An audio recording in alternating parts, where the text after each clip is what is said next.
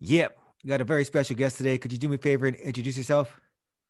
Simon, what's up, everybody? My name is George or Jorge, but in the hood or whatever, for these purposes, they call me Crow from DarkSide Santana.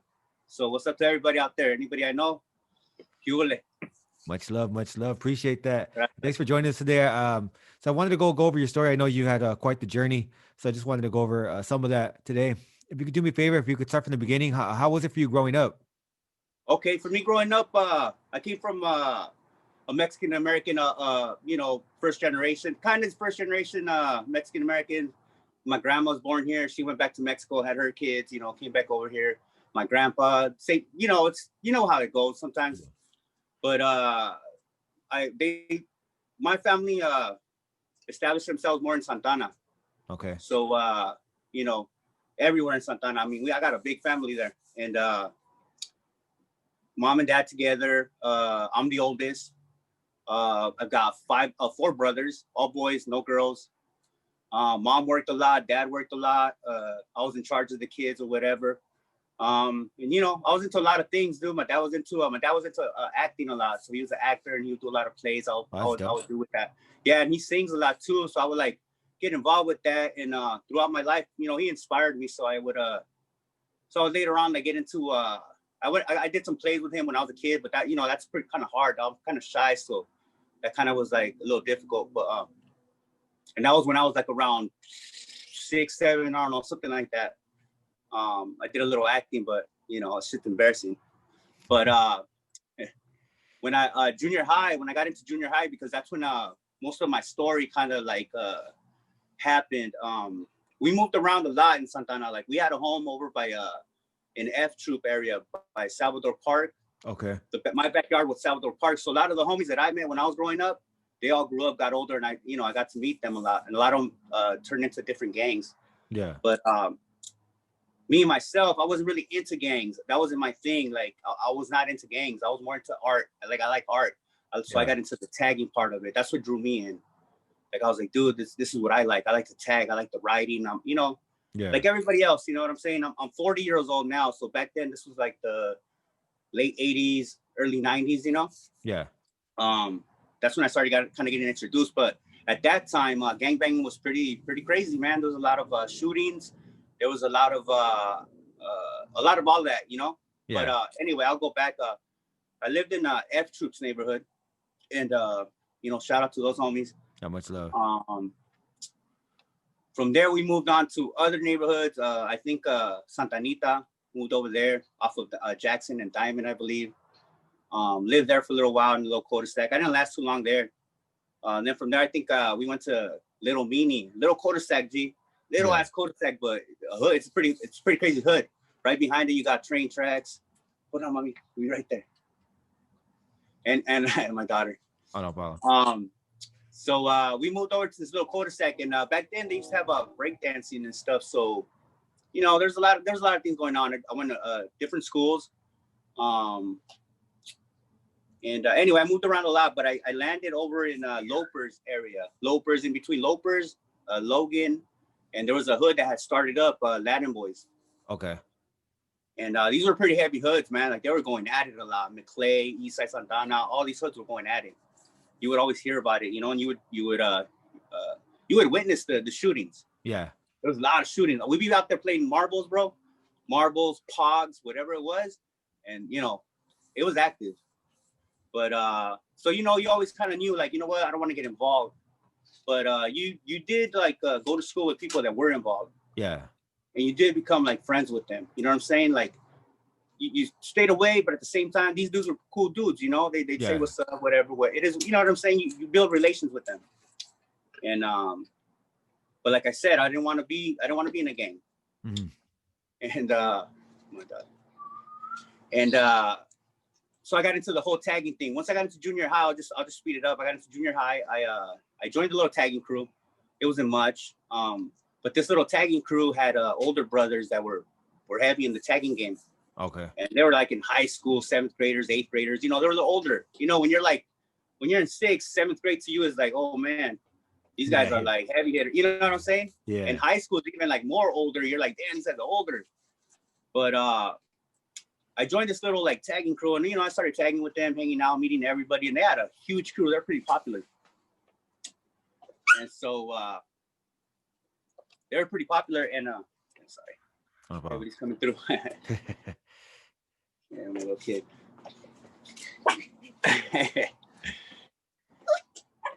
Yeah, so they're a popular tagging crew. They're a popular tagging crew.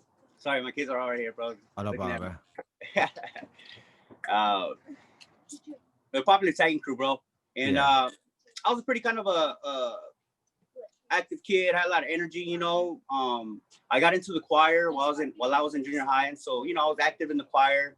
I was singing, bro. I was like always like volunteering for like the solo parts or whatever. So we go out and perform. So things were pretty cool. It was fun.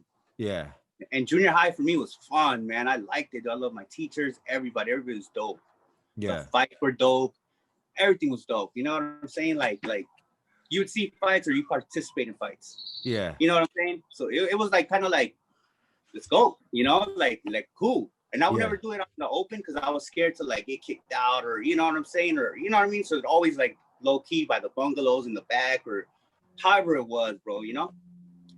Anyway, I did how my fellow started really is I was hanging out with this new crew, whatever. I had one vato that one little homie that disrespected my mom, bro, and oh shit. Yeah, dude, like he was playing, but I didn't really know him like that. I don't know, I didn't play like that. I was like, bro, like I let the guy know, like, hey man, don't ever disrespect moms, right? We're walking home from school, we're mobbing it, we're deep. And the vato says it again. And because I was like, bro, don't you ever say that again. It was like he said it, bro. I turned around and I popped this kid, right? Yeah. Pop him in his mouth. Boom, he's bleeding, crying. He's like, what, I'll get you, mom. He whatever. No, yeah, basically, I roll him out, right? Whatever. Yeah. I leave, bro. I'm like, man, fuck this. I'm gone, I go home and shit, mob it home or whatever. Next day, bro, I get to school and the whole team, dude, the whole school, it felt like the whole school came up to me and was like, I went to the restroom and shit. I wanted to relieve myself. Boom, go to the restroom, the urinal, Yeah. And bro, I get surrounded and I'm like, oh shit, I fucked up. I'm like, oh fuck, okay. The little homie comes up to me and he's like, hey, bitch, what's up? Woo, woo, woo, And he was small, dog. Like, I'm not gonna say he was small, like, I mean, I was a little taller than him, whatever. I was little too, but he wanted to get his, he wanted to get his run back. Yeah. So I nutted up on him, kind of caused a scene, kind of caused a little scene, but we're in the restroom or whatever. The bell goes off, they leave, bro. I didn't get jumped at that point, and whatever. I'm like, fuck, bro. I'm like thinking, damn, I fucked up. It's on now, like shit. I'm by myself pretty much, Well, the school's pretty big, bro. And there's a lot of tagging crews, and I had homies that lived in my neighborhood where I grew up that I didn't talk to. Well, they saw what was going on and they were like, hey, bro, what's up with these fools? Te están cagando el palo, And I'm like, yeah. But, I didn't want to say too much. And he's like, hey, mandalos a la verga, my homeboy, Taco. They call him Taco back then. Yeah. And we call him Clumsy now. And he's like, hey, mandalos a la verga, we'll back you up, fool. Like, let us know, fool, if they give you any trouble. Like, we'll back you up. Like, all right, thanks, man. But, I was just kind of like, I don't want to cause problems. I'm just gonna do my thing, fuck it. We'll see where it goes. Yeah. I walk home after school. This is that day I walk home after school, bro. And it's like, I'm just telling you the story because this is how I joined the crew that I'm from now. Yeah. And so my homies see me after school and they see that I'm about to get jumped and they come to my aid. And at that point, I didn't want to get involved with these cats because those cats, my homies now, they were pretty wild back then. Yeah. Like, they were pretty wild, dog. Like they were like aggressive fuckers, Yeah. Like high energy type. And so and they weren't really good at tagging because the other vatos were better at tagging. Like they had sick ass styles. Yeah. And my homies were kind of toy, not toy, but we were working on it. Yeah, yeah. Were they more like the gangster style or were they more like the tagger style? Like with the we were more like nah, bro, we were more like we weren't we were more barely getting introduced into the game, you know. Okay. So we were more like, I don't want to say paisa, but like in that border of like paisita, you know, Okay. like we were more into barely getting introduced to it. Yeah. The other vatos, they were tagger style, hardcore, bro. They had the fat laces with the Pumas, with the Adidas, with the color laces, you know, the whole nine. Yeah. Like these fools got up there. It was they were PSK, which was Fuck Society, BSD, Bomb Squad Delinquents, and what's the other one, dog? It was they had a couple crews, you know, they're pretty dope. Yeah. They got down, you know.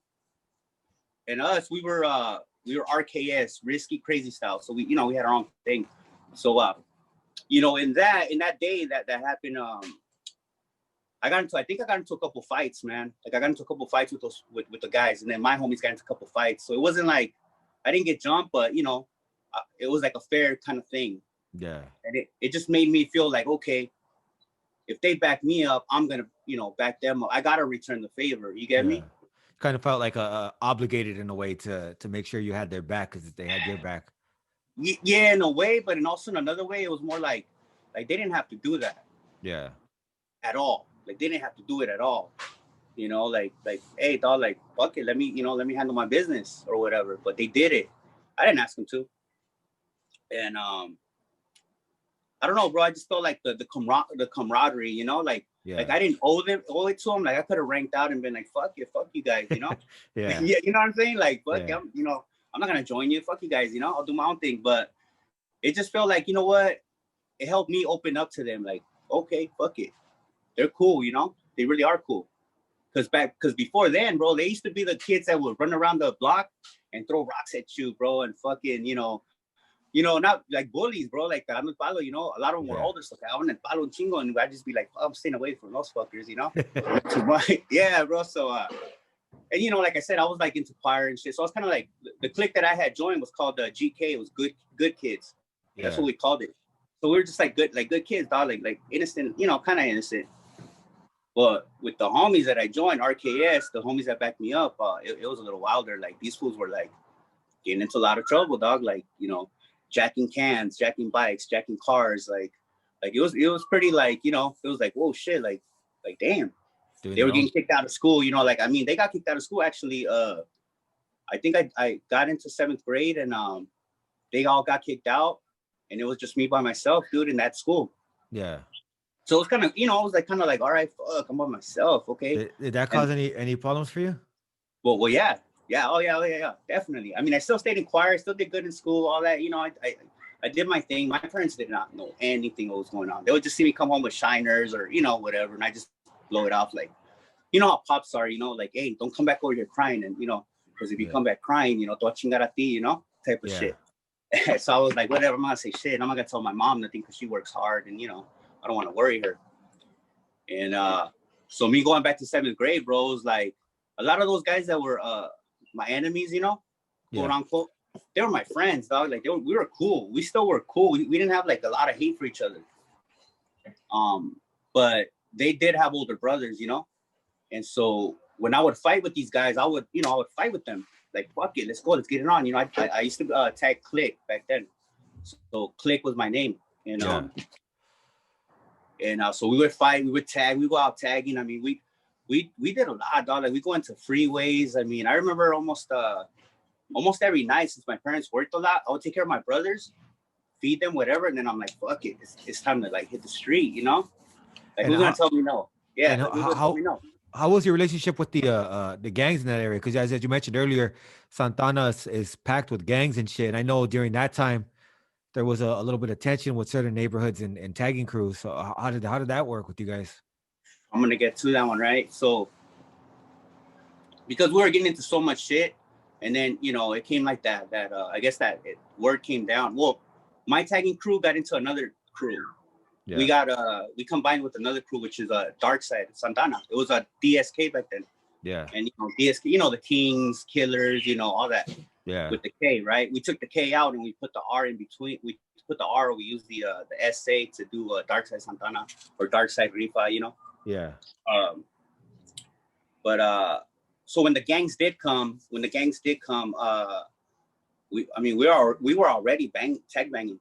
Okay, we were. And so all the hoods that were around us, they weren't fucking with us too much yet. Yeah. But because they wanted to take us in, you know what I'm saying? Yeah. So they were kind of just like, hey, what's up, mortals? Hey, you guys are crazy. You know, hey, if you guys need anything, let us know. So if we needed anything, we'd let them know.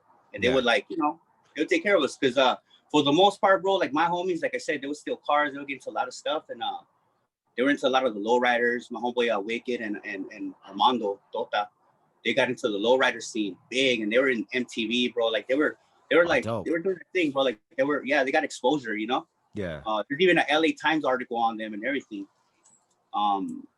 So yeah, bro. So like my little team, bro, we were just like teaming with energy, you know, like just, you know, we barely started getting into like juvenile hall and all that. So when the gangs came into play with me, it was more around the end of 8th grade. Okay.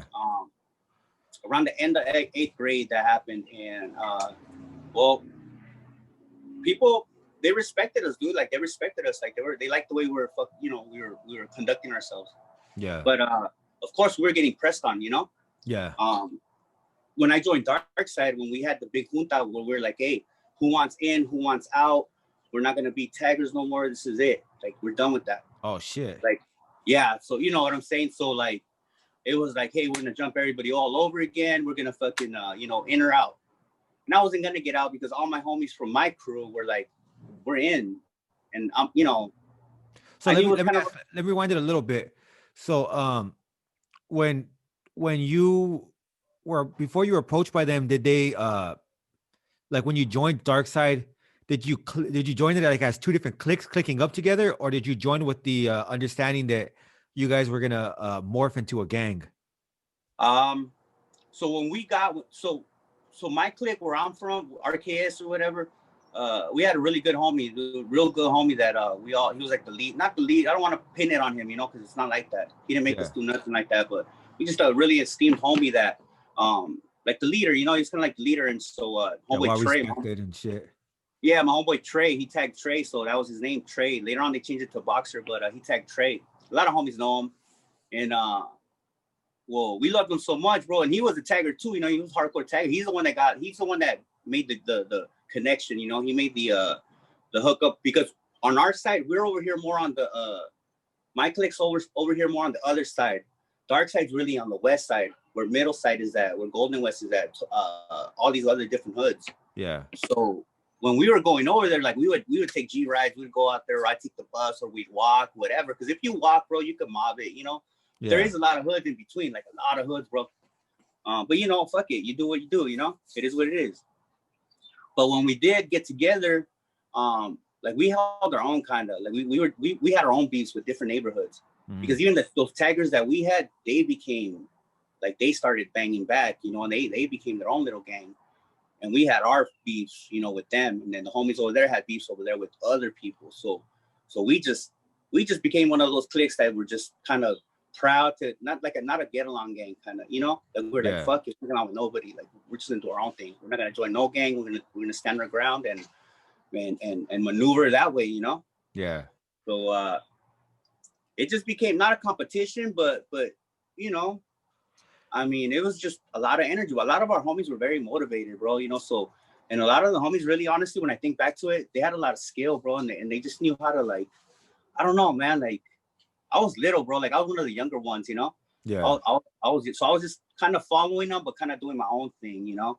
Kind of like, you know, I wasn't so hardcore. I was not soft, but you know, I wasn't that, like, I was still taking care of my family, you know what I'm saying? I was taking care of my brothers, so I still had to mind my brothers and shit, and my parents, you know. I still had to keep it under wraps with them and all that. But I would get out. I mean, callejero, bro. I'd be out on the street a lot. And so with the gangs, bro, like I remember we had Middleside come into our hood, and bro, it was like some OGs came up to us. It was late at night, and I was with my homeboy, Little Joe, rest in peace. Yeah. And they popped up on us, bro, out of nowhere. We didn't even see them. We were like, because they were like, our street is Lingen, right? Yeah. If you jump houses, bro, there's an alley, and then there's like a big street, McFadden. So these vatos would hang there, and they would hang in the alley, and they would just kind of like go over the wall and kind of like let us have it from there, you know? Yeah. So it was pretty, like, a pretty dangerous area. Anyway, these OG vatos, I remember they came through and they were like, hey, where you got this from? You know, so I was scared as fuck. I was little. I didn't say shit. I was just like, And, you know, by that time they already pulled out the cuetes and stuff. They had like revolvers, bro. I remember this spot pulling out a big ass revolver, and I'm just like, like, you know, like, what am I gonna do? I'm gonna get capped right now, you know? Yeah. And my homeboy told me, it's the dark side, you know, whatever. I was like, hey, they did, I don't know if they dissed us, bro. I think pretty much did, probably. But the homie stood his ground, you know, and I'm looking at him like, oh shit, the homie Little Joe. And I'm just like, fuck it, you know, it is what it is. He gave me strength just by, you know, by his bravery. Yeah. And these vatos were like, hey, look, we're gonna warn you right now, like, this is our barrio. You guys can't be doing this shit. And we're just like, well, fuck it, you know. Were you guys already a gang at that point, or were you guys still a crew? That's in our beginning stages. I mean, but at that time, bro, like we were very active, dog. Like we were pushing the lines, you know. Yeah. So where people were like, hey, you guys need to fucking become a gang, and that's it. Drop that tagger shit and just become Trece, you know. So how did you guys make like come to that decision? Because I know that's not something that I know it's something that was more common in the 90s. But it's not something that I really had a chance to talk to anybody about. Like, how did you guys come to that decision? Like, what made you guys say, fuck it, we're gonna start banging? Well, yeah, you know, that's the thing is, bro, we started growing in numbers. Like we just were getting so popular, you know, we just started growing and we were just like Golden West was a good ally of ours. Like we beef it now, or they beef it now. You know, I don't gangbang or nothing, but they were good allies for us, bro. And so we had a lot of like I said, a lot of people liked us. So a lot of the hoods, they were just like, I mean, we're tag banging. They were just like, bro, like, and we even we knew where we were like, bro, we have our own hood, we have our own shit, we can we're self sustainable or whatever the fuck, you know, we're independent little cholos, right? Yeah, but bro, and it was like the 90s were pretty just like active, you know. Every barrio was like doing something, you know, and you would go to school, bro, and people would just know what you did, you know. You get into shootouts or something that people knew that you were in a shootout. Like I remember getting approached and people were like, hey, like getting into something, and the next day being like, hey, I heard you got shot. Like I'm like I didn't get shot, but I almost did, because like, you know how when bullets fly, you know, when they fly, they you feel the you feel them pass you, you know. Yeah, like, and then you could also that's like a you hear the little fucking sounds too, kind of like the bro, and then, sound waves, right? Yeah, and then you hear the fucking like sonic, smell the gunpowder and shit. Hell yeah, I'm telling you, because you know, we like I said, we would get our guns from, you know, you'd hear like, hey, so and so's selling something, so and so's, you know, this. All right, fuck it, let's get the money together. Boo, boo, boo. Okay, let's get it. Let's go. You know, so you know, we were getting into these little, like, you know, these little shootouts, bro. We were, you know, I mean, so yeah, bro. Now, you know, we survived, bro. I don't know, nobody had good aim, you know, or nobody was intently trying to murder nobody. Maybe, I don't know, you know. Yeah, I think it's probably the aim, you know, because a lot of times nobody teaches you how to shoot a fucking gun. You know what I mean? Yeah, not only that, you probably don't even got like the grip. You know what I mean? You're just doing what you see other people do, and you're like, fuck, hopefully this works. Yeah, exactly. You know, and then, you know, in the 90s, I mean, all the gang movies were pretty big too, you know, and all the rap and all that, you know, it was pretty, you know, it was all about it, you know, it was all, everything was gang this, gang that, you know, like. So what I wanted to ask is when it came to you out there, like gang banging, right? How long did it take for you to actually, before I even get to that, let me ask, so the neighborhood where you said that you got your own little hood, was that like no man's land kind of, or was that your guys's or were you guys kind of infringing on somebody else's hood? Well, there was a lot of hoods there in that time, like old hoods that I guess there was a lot of Crip and Blood hoods. A lot of people talk about that. Yeah. And but you know how it goes, bro. Like when one hood's really active, the cops, the hoodas will come through and just sweep them all up and, you know, take them to jail and they're gone. Yeah. And I know that in the street where we were at, there was a lot of vatos that were from hood, but they were more businessmen, if that, you know. Yeah. Like they did their thing, you know what I'm saying? So us growing up, we had a homie that we had a couple homies that lived on that street, and they just had it sewed up. Like they just had it I mean, people came to that block just to have fun, you know what I'm saying? To post up, kick it, and you know what I'm saying, and get whatever they were gonna get. So that's how we got our resources too, you know. Like we just had so much access, you know. And so for us, you know, doing the tagging thing, but getting so, I guess, strong and being able to okay, we can ward off like, you know, middle side. Like if they come, we can defend ourselves, you know what I'm saying? Like, or other barrios. There was a lot of barrios there. I mean, you got Southside. We weren't beefing with Southside, but Southside's out there, you know, and Southside's a pretty well-known hood. And they were doing a lot of stuff. So So when we got there, it was kind of like we were the next generation, you know? Yeah. That's from my understanding. And I mean, like I said, we were getting kids from other cities, bro, that wanted to be a part of what we were doing. Like we had homies that were white, Asian, black. I mean, we had all that. So, you know, and we gave them the choice as well. Like, look, man, we're gonna turn 13, we're gonna turn a Mexican gang. So if you get busted, like, you know, this is what's gonna happen. So you guys gotta make a choice, you know. And we had a couple homies, dog, that were like, all right, we're gonna bow out. We didn't like disrespect them. Like, we're still friends with them now. Yeah. You know, like we're friends. Like it's cool, dog. Like, you know, you go do your thing, go join a gang or whatever you're gonna do. You know, we still love you. You know, because like I said, we were pretty tight. Like, it was pretty cool. And we also consumed a lot of other taggers. We took them in. We didn't start no more cliques. It was like our side and then the dark side, the Trey side and then the dark side. All right. But you know, we had each other's back, bro. I mean, we were like I mean, we had scanners. Like if we would go and do stuff, we'd have scanners, bro. So we catch like, we were pretty like, I mean, I don't want to say too much, but we were pretty like, we were prepared. You know what I'm saying?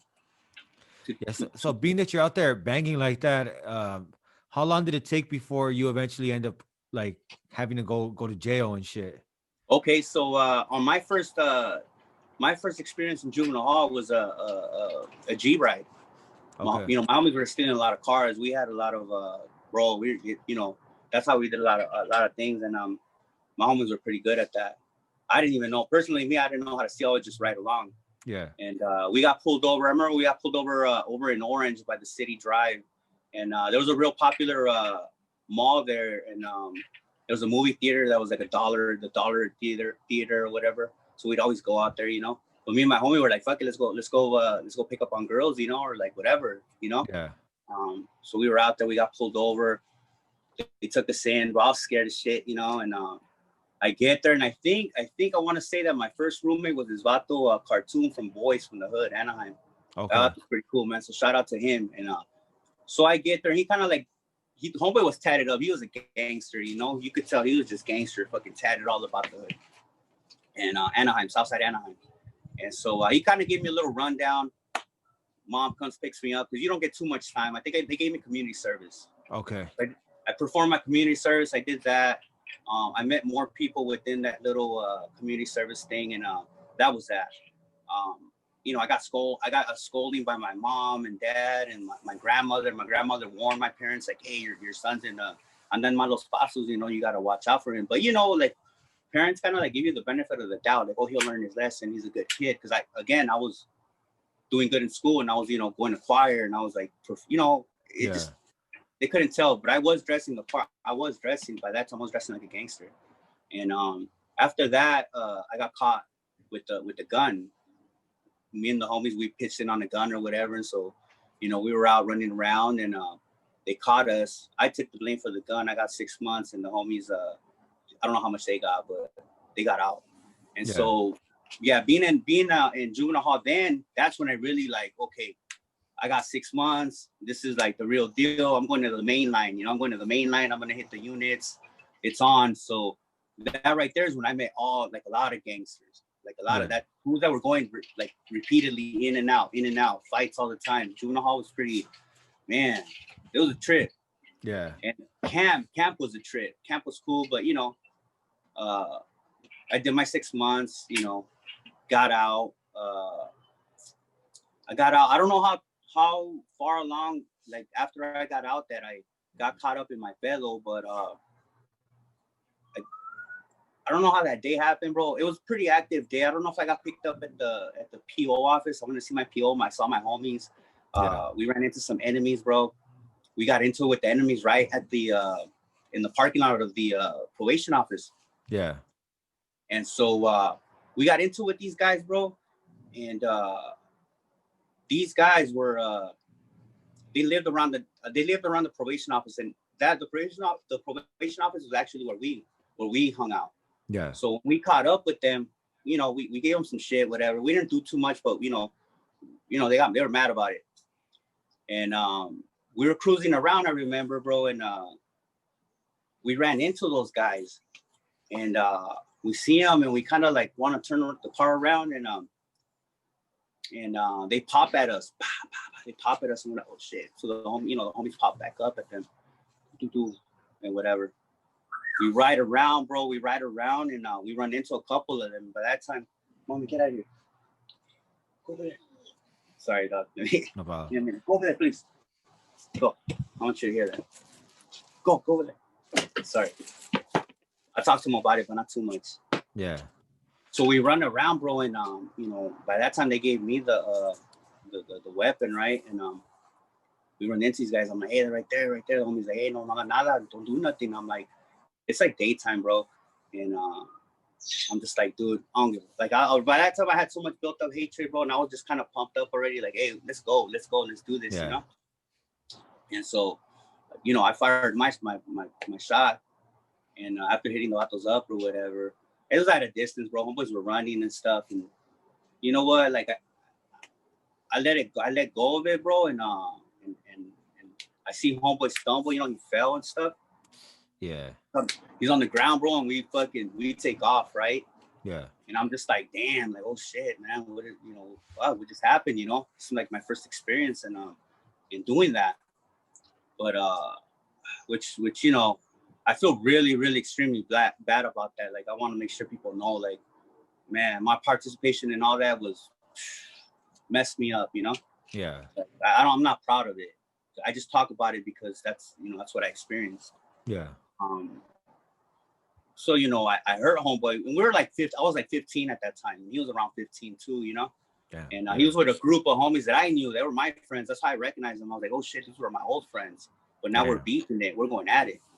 And the beef was serious, it's pretty serious, bro.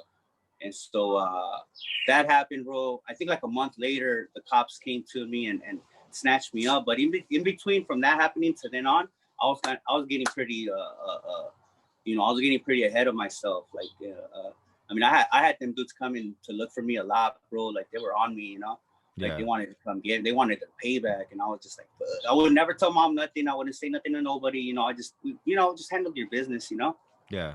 Because I mean, it is what it is. You try to be. You think you know it all. You think you can handle everything, right? Yeah. But yeah, I do remember that day, bro. The morning of, I was getting ready to go continuation school, and the Santana PD, they come in the house, bro, and my mom's there, man. She's sleeping because she works night.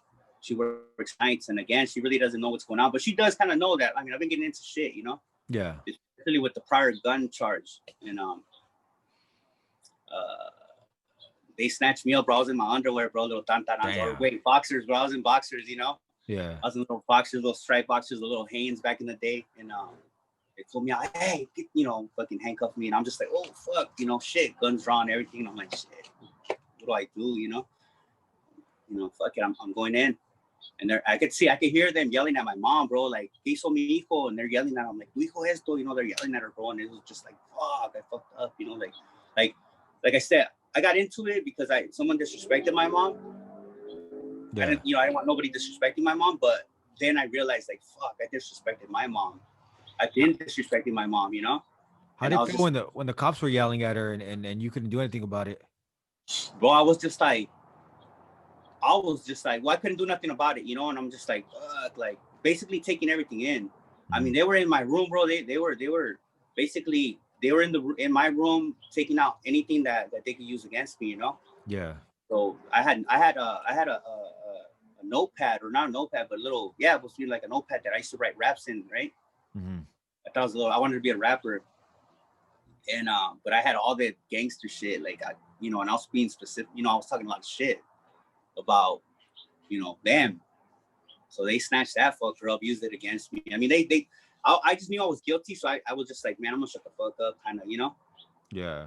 And they take you away, they put you in the thing, so you kind of don't see everything, but I felt like shit, like, fuck, like, damn, what did I just do, But at the same time, I was just in shock, kind of like, like I haven't, anytime I got busted, it was outside of the house. Damn. This is the first time that I got, like, picked up in my house, so I was just like, so it's kind of like you brought the I brought the heat home. Yeah. And prior to that, I mean, I already had brought heat to the house, like, I mean, people knew where I lived, so the enemies would come to my house, bro. Like, and you know, kind of like, but again, my parents weren't home, so they never really saw a lot of it, Yeah. you know. So they weren't really aware of like how serious it was. Yeah, so I got taken in, man. I got interrogated. I see that they take my crime partner in, and I'm like, fuck, you know, okay, what are we gonna do? They didn't take the other guy in. My other part, I had 3 crime partners. He turned himself in later. It was pretty bad, bro. I mean, even prior to this, bro, we had already gotten warning from people, from cops and everything that we were going too fast, you know. Yeah. They're like, you guys need to fucking slow the fuck down. So because we were just causing so much bezel, you know. And anyway, so I went in, bro. I went in and I just remember asking the cop, like, I remember saying, like, man, I fucked up, huh? You know, and the cop's just like, man, don't worry about it, you know, like Don't worry about it. Yeah, you know, like, hey, you know, and Yeah. I'm just thinking, like, well, you know, fuck it, you know, like, Yeah. I didn't confess to nothing because, you know, I was just kind of like, nah, you know, we didn't do nothing kind of thing. But they, you know, they knew, people told them who it was. They knew the whole story. They just wanted to get that confession, you know. Yeah. I remember, bro. I remember going to juvenile hall, and this time I'm kind of more like familiar now with juvenile hall. I kind of know how it runs. I'm not as scared, because I was scared, but juvenile hall was scared. Like, fuck, I don't want to be here, you know. Yeah. I don't want to time. I don't want to get involved. Like, fuck this shit. Like, I don't want to be here, because there's so many gangs in juvenile hall. Orange County juvenile hall has so many gangs, and there's a lot of LA gangs that are out that come over, and you know, so you get to meet a lot of people, you know, a lot of different cities with different gangs. Everybody's from somewhere. And so I remember getting booked for attempted murder, man. Damn. Yeah. How did that feel? You're 15 years old.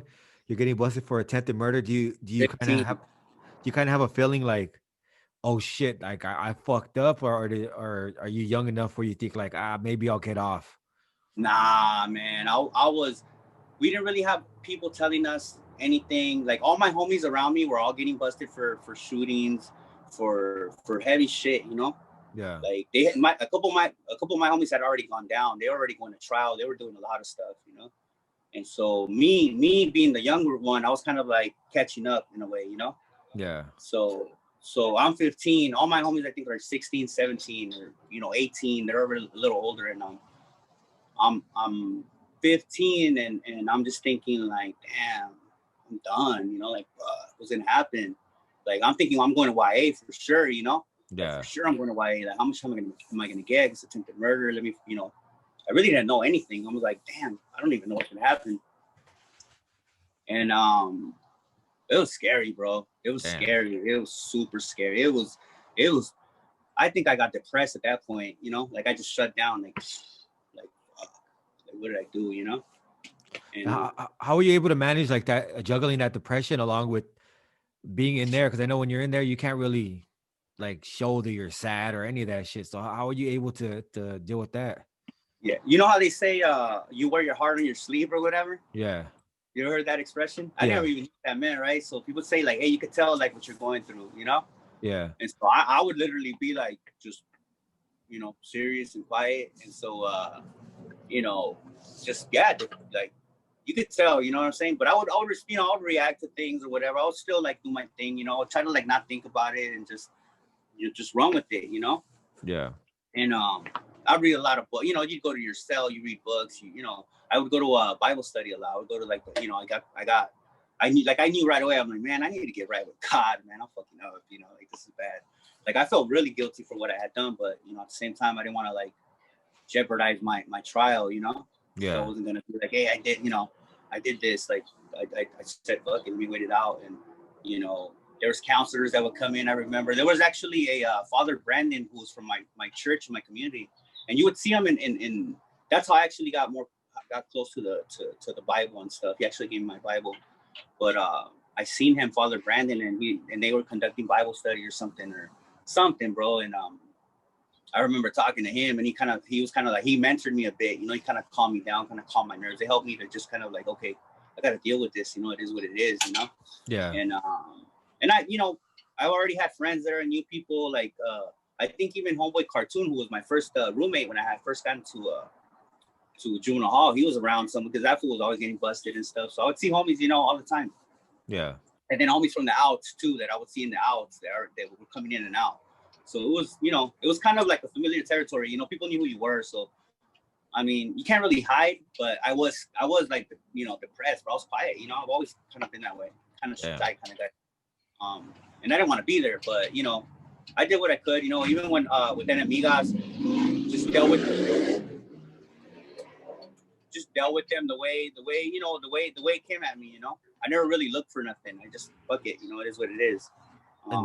And were you being tried as a juvenile, or did they try to break you up as an adult?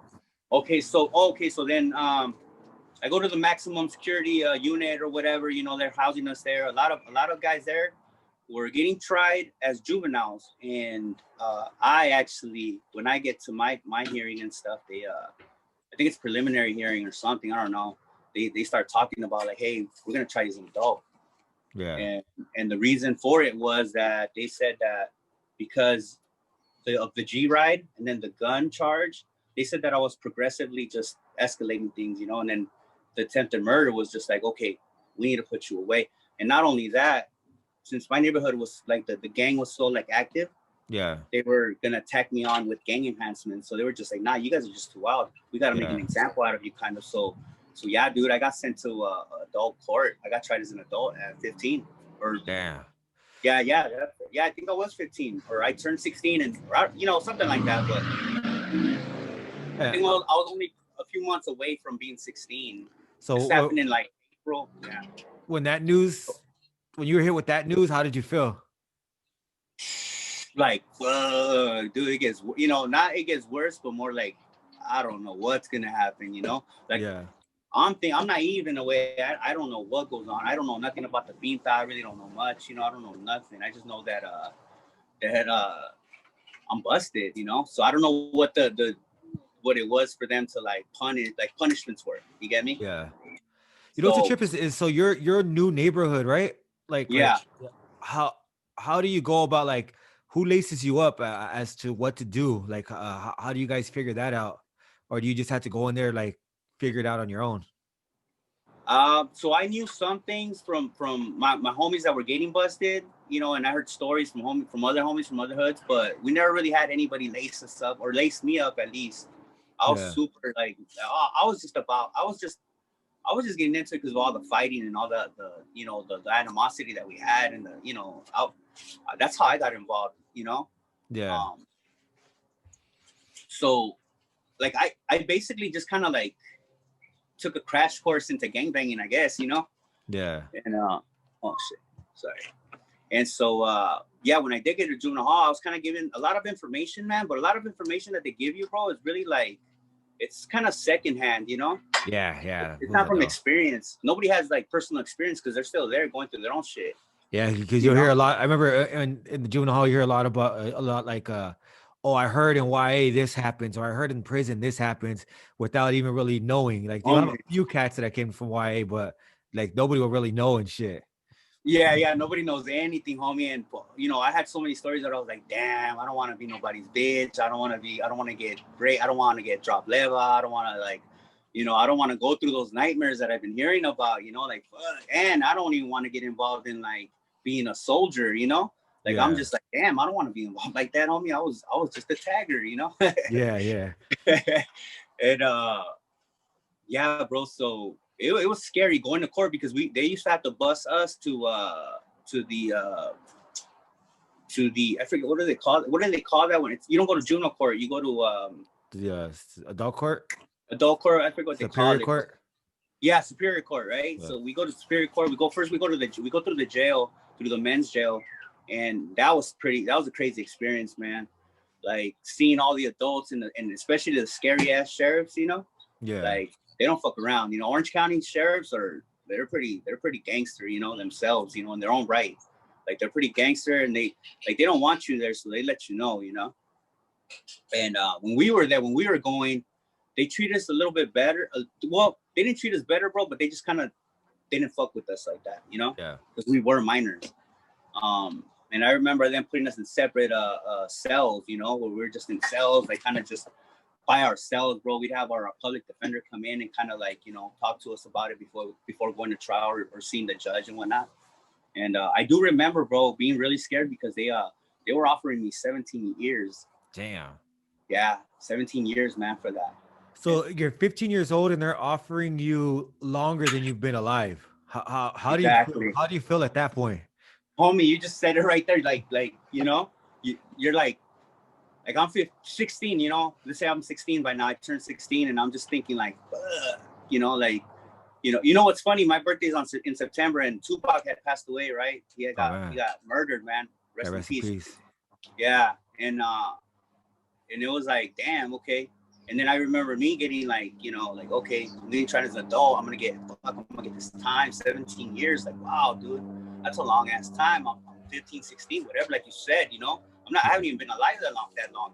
Yeah. And I was super scared. That scared me, man. That was like the scariest part. Like, wow, like shit. I had a lot of plans in my life. Like I wanted to do a lot of other things and not just like, you know, fuck around too much. Yeah. Because you know the story. You know, if you fuck around and you go to juvenile hall and whatnot, and you turn 18, you don't have a record. You don't have nothing like that. Yeah. Right? Like you're good. You know, you don't have to go to county. Like you're done. You max out. You know, from juvenile hall type shit. But and then I would hear the stories about YA, so I was like, fuck, well, I'm not gonna go to YA no more. I'm gonna go to the joint possibly now. You know, like I'm gonna go to the pita. Like I'm gonna go to upstate. And you don't, and back then you weren't hearing nothing about no youth offender programs or nothing like that. Like that wasn't even a thing, I think. Yeah, nah, they're just throwing your ass away. That's it. That was it, yeah. So me going to court, I remember they offered me, this was our first offer. Like they told us they wanted to give us 17, right? Yeah. And they offered me 5 years, dude. They were like, hey, the public defender was like, hey, I got you 5. We're gonna drop the charges because since I had injured homeboy, it was underneath his waist. Okay. So it wasn't like life threatening, you know what I'm saying? Yeah, So you homeboy didn't was hit him able, in the heart or in the fucking kidneys yeah, or no brain shots, nothing like that. exactly. So the bullet had actually hit him in one leg, got out that leg, and penetrated his other leg and went out. So it Oh hit both his fuck. legs. Yeah. Damn, that sucks. Yeah, right. And you know, my apologies to homeboy for putting him through that. So with that, dude, it was kind of like, okay. I also think, dude, I believe that because I was so young, and I think the courts were kind of like, damn, why, you know, like they're kind of like really throwing you away. Let me change the light on this.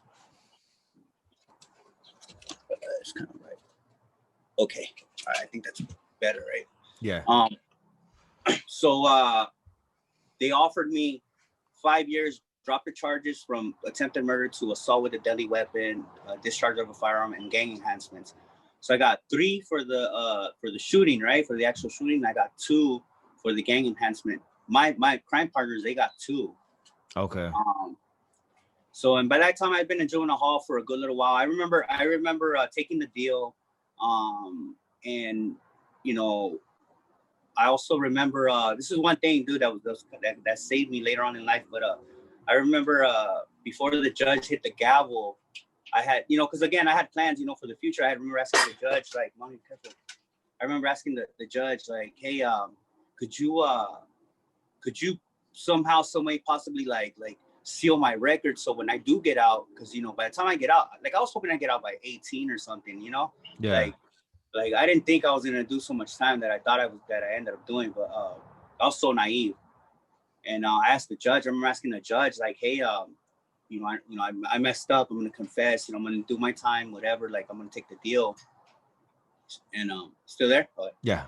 And I remember asking the judge, like, "Could you seal my record?" And the judge kind of he appreciated that I had future plans, you know, or something. And so he granted me that wish. Like, okay, so when you get out, we're gonna treat your record like a juvenile. You know, that's it. Oh, dope. Yeah. Yeah, exact, bro. Like that was like a godsend, bro. You know what I mean? Like that helped me later on in life. And it didn't help me with doing my time, but it helped me later on in life. Yeah. Yeah. I get my time, bro. My homie, he was already 18, so he was in the county. So he was already in the county. We'd see each other and kind of give each other like hey, you know, fuck it, is what it is, you know. My other homie, he was in juvenile hall with me, and he was scared too, man. So we stayed in juvenile hall for a while, bro. It seemed like a long while, up until when YA came and picked us up. And that was crazy, man. That was pretty crazy right there. So That CYA experience was crazy, bro. that's a trip. So you get tried as an adult, but you're still young enough where they're gonna send you to YA as an M number, right?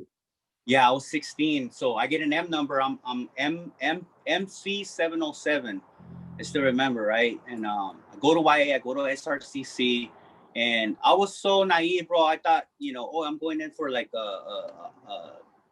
I guess like a 90-day off, they called it. I don't know. Yeah. Like I knew nothing, bro. I knew nothing. I was just going in there kind of blind, kind of like based on information that I got from people, Um, I'm thinking, okay, once I see my counselor, once I get the rundown, I'll know what's up. Like, all I know I gotta do, because they had already let me know, like, hey, you can't fuck around in YA, because if you fuck around, you're going to the pinta. Like that, that's like you're scared straight. That's like what they use to like kind of keep you like, I guess, Keep you in out line of and trouble. shit. Yeah. Yeah, to not be fucking around, because it's a big, there's a difference between an M number and a CYA number, a YA number. Yeah. You know what I'm saying? Like you got the YA and it's like a 7 or 5 digit number or something. I'm not even too sure, but also those kids are wild, bro. YA numbers are wild, bro. Like you see it, bro. It's like they don't really have a worry, They're kind of like, fuck it, this is our home kind of thing. Yeah. And for me, for this, I took it. I was like, dude, I'm kind of like I'm not from here, like I'm not. I could go to the joint any time, like if I do anything wrong. So that was hard right there, dealing with that. And I did have enemies in there, man. I had enemies that wanted the beef. They wanted to fuck around, they wanted to get at me. One homie did get at me and stuff, and we fought. I got sprayed. I got that OC pepper spray or whatever. Yeah. That shit hurt, man. I remember crying, like like yelling and shit. I remember them throwing me in the shower or something, spraying me down, and then throwing me in my room, and locking me up. That sucked. The lockup sucked, but whatever. Yeah. I got over that. But when I did go and see my counselor or whatever, it was like, bro, like I got yelled at, I got put down. I really I didn't even get any help. Like she offered me nothing, but you're from OC, you don't got no like reason to be here, like you're from a good family or something, like you're just a like you're privileged, and look at you. And I'm like, damn, what do you mean I'm privileged? Like, damn, I didn't come from no like rich family or nothing, my parents just worked a lot. What do you want me to do? I got into a lot of shootings, I got into a lot of like, it was crazy. Like, and it wasn't just me, it was like me getting on the other side, like getting bullied or whatever. I was just defending I was just in the scene, But I do remember asking the counselor, like, well, because I was just concerned of like, okay, how am I gonna do my time? Where am I gonna go? And how can I program? I wanna make sure that I go to the best CYA. I want to go to Ventura, right? Because Ventura was like the place where like co-ed and they had a college program, everything. All that. Yeah, that's one thing that I was interested in. So, but it was hard because this lady was already like kind of judging me, dude, like already putting me down. And I'm like, fuck, man, like I just want to like I want to program, but because of the fight, I think that also made me look bad, right? Yeah. But I mean, what can you do, bro, when somebody's disrespecting you, bro? Like they're disrespecting you and your dead homie. Yeah. Like, what are you supposed to do, bro? You take off, Hell yeah. As much as you like as much as I was being like depressed and being like this and that, bro, like it was like, all right, I'm gonna stay quiet, mind my own business, stay in my lane. But if obviously if I gotta handle something, I'm gonna have to, And it's not even based on like, oh, I want to be famous or I want to get my name or I want to build a rep or nothing. It wasn't nothing like that. It was just more like, this is survival. Like this is this is how you survive. Like if you don't do something, that's gonna open the door up for a lot of shit, But that was my first fight. And then I went to counselor and she basically told me like, your EPD date or whatever, your earliest possible release date, right? Your EPRD, right? Is gonna be was it September of 2000? And this is like 97, early 97, like maybe January. Yeah. And I'm just thinking like, what? Like, I'm thinking I was gonna do like, I'm thinking I was gonna get out after I was 18, Yeah. Like, and it would just seem like, oh man, it's a lot of fucking time. Like, damn, that sucks. depressing, right? I go back to my cell. I remember my my cellie had already left. There was nobody in my room, bro. I remember just balling up, you know, like letting the tears fall. Like, fuck, I'm gonna get out. Fucking like, I'm gonna do like 4 years and 6 months because they also gave me 85% because of the I had to do 85%. Like there was no like good time. There was not. That's what I was gonna do. Like no matter what I did, behave, no matter what, you know. And I got 5 years, so I would either catch more time or do the full years, the full 5 years. So it was just kind of like, fuck, you know, like what do I got to look forward to? The only thing I had to look forward to was more that I ended up in a good YA. That's like that was my like goal. Fuck it. It is what it is. I gotta do what I gotta do. I gotta do my time. Now all I want to do is hopefully get sent to a good YA. I didn't want to go to Nellis either, bro. I did not want to go to Nellis, man. You those are fucking crazy, bro. I remember the stories, you know. And Nellis no something way, else. bro. Fuck, bro, no way, homie. I tell people, I'm like, you know what? I didn't go to Nellis. I didn't, bro. You know, I'm like I went to YA, but I didn't go to Nellis. You know, like I didn't go through the shit. You know, like that Nellis was crazy. And I was glad, bro, because I mean, who's gonna last as an M number in Nellis? Yeah, nah, they'll ship you out real quick. You'll probably go to Preston and then they'll fucking send you the joint when soon as you're 18. Yeah, bro. Yeah, right. So yeah, fuck. I was like, fuck Nellis, don't take me to Nellis, and I ended up going to Paso. Oh, that's not too bad. No, not at all, dog. Paso was dope. I like Paso. Paso was like, okay, fuck it, I'm on a program here. Oh, and you know what? Just to mention, I had braces back then. When I went into, my mom had just got me braces, bro. I fucked up big time, man. My mom was pissed. I broke her heart, you know. Damn. I broke her heart, bro. Gotcha, man. That's something, man. I don't recommend you breaking your mom's heart, man. That shit's fucking it stays with you, you know. Yeah. So what happened when you got to Paso? So when I got to Paso, you know, I went to it. There's Pismo, and then there's another dorm where it's reception dorm, and I stayed there for a little while. They assigned me to Avenal, which is the kitchen cottage. So you serve everybody, you know. So it was a good dorm. And when I got there, bro, like I think there was more negros there than there was raza, but there was a lot of raza. But I remember seeing them like commingle, you know. They were like commingle. It wasn't no like racist type shit. It was nothing like that. But they would bang on you, you know. You get there, they bang on you, and it was like, where you from? Who? You say where you're from and whatnot. Yeah. And when I got to Paso, bro, I had 2 enemies. And they had their ram flour or whatever, you know, and it was like, fuck it, like, all right, well, I'm here, you know. Yeah. And so I do remember like going through my own little test, like my own little trials, you know, with that. And but you know, I wasn't like the guy that was looking for fights, especially because of being an M number. I was like, fuck that, I'm not gonna try to do that. Yeah. So I'm gonna try to stick to myself. But the vatos that were enemies, they were sending their ramfla to me, which I didn't even know who they were, and I didn't know no rundown. I really didn't know too much, you know. Yeah. So I was just kind of. Were you your first homie or one of your first homies that ended up in YA? I was the first homie to get tried as an adult. Me and my homeboy Clown. Yeah. So we were the first ones to get tried as adults, you know. Okay. Yeah. Well, actually, you know what? I did have another homie, but he was fighting his trial, so he was still going through trial. Okay. He had an attempted murder too, and a couple of my homies got down for that, and homies had already gone to YA, but they just stuck to YA. They didn't go. They went to like the lead program or something. Okay. So it wasn't like heavy, like, you know, heavy time. But I was one of the pretty much I was the first dog, because pretty much, you know. So I didn't know nothing about YA, bro. Nothing about it. I had no fucking homies, you know. I guess I had to prove something of myself, but I didn't really get tested, man. Like I got into a couple fights like in between SR and Paso, but they were all on the low, you know. It was always on like in the room. Like I remember fighting with myself, you know, with my cellies and stuff, and it was always in the cut, you know what I'm saying? Like, yeah. So it was never, it was just like school, bro. Like how I was in junior high, like fuck it, do it in the cut or after school, you know, like don't make a scene kind of thing. Especially me, you know, like I said, again, I didn't want to go to the pinta, you know, because I was always over my head, like, hey, you're gonna go to the joint. Fuck time, you're gonna go to the joint. Yeah. You know, and I didn't know nothing about the joint, bro. Like none of my family's gangster like that. Like my tios, they're you know, they're more Mexican, you know.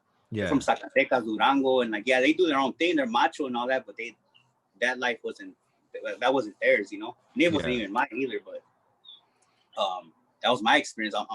I'm venturing through new territory, bro. You know. Yeah. Yeah. No, I do remember getting to Avenal, bro.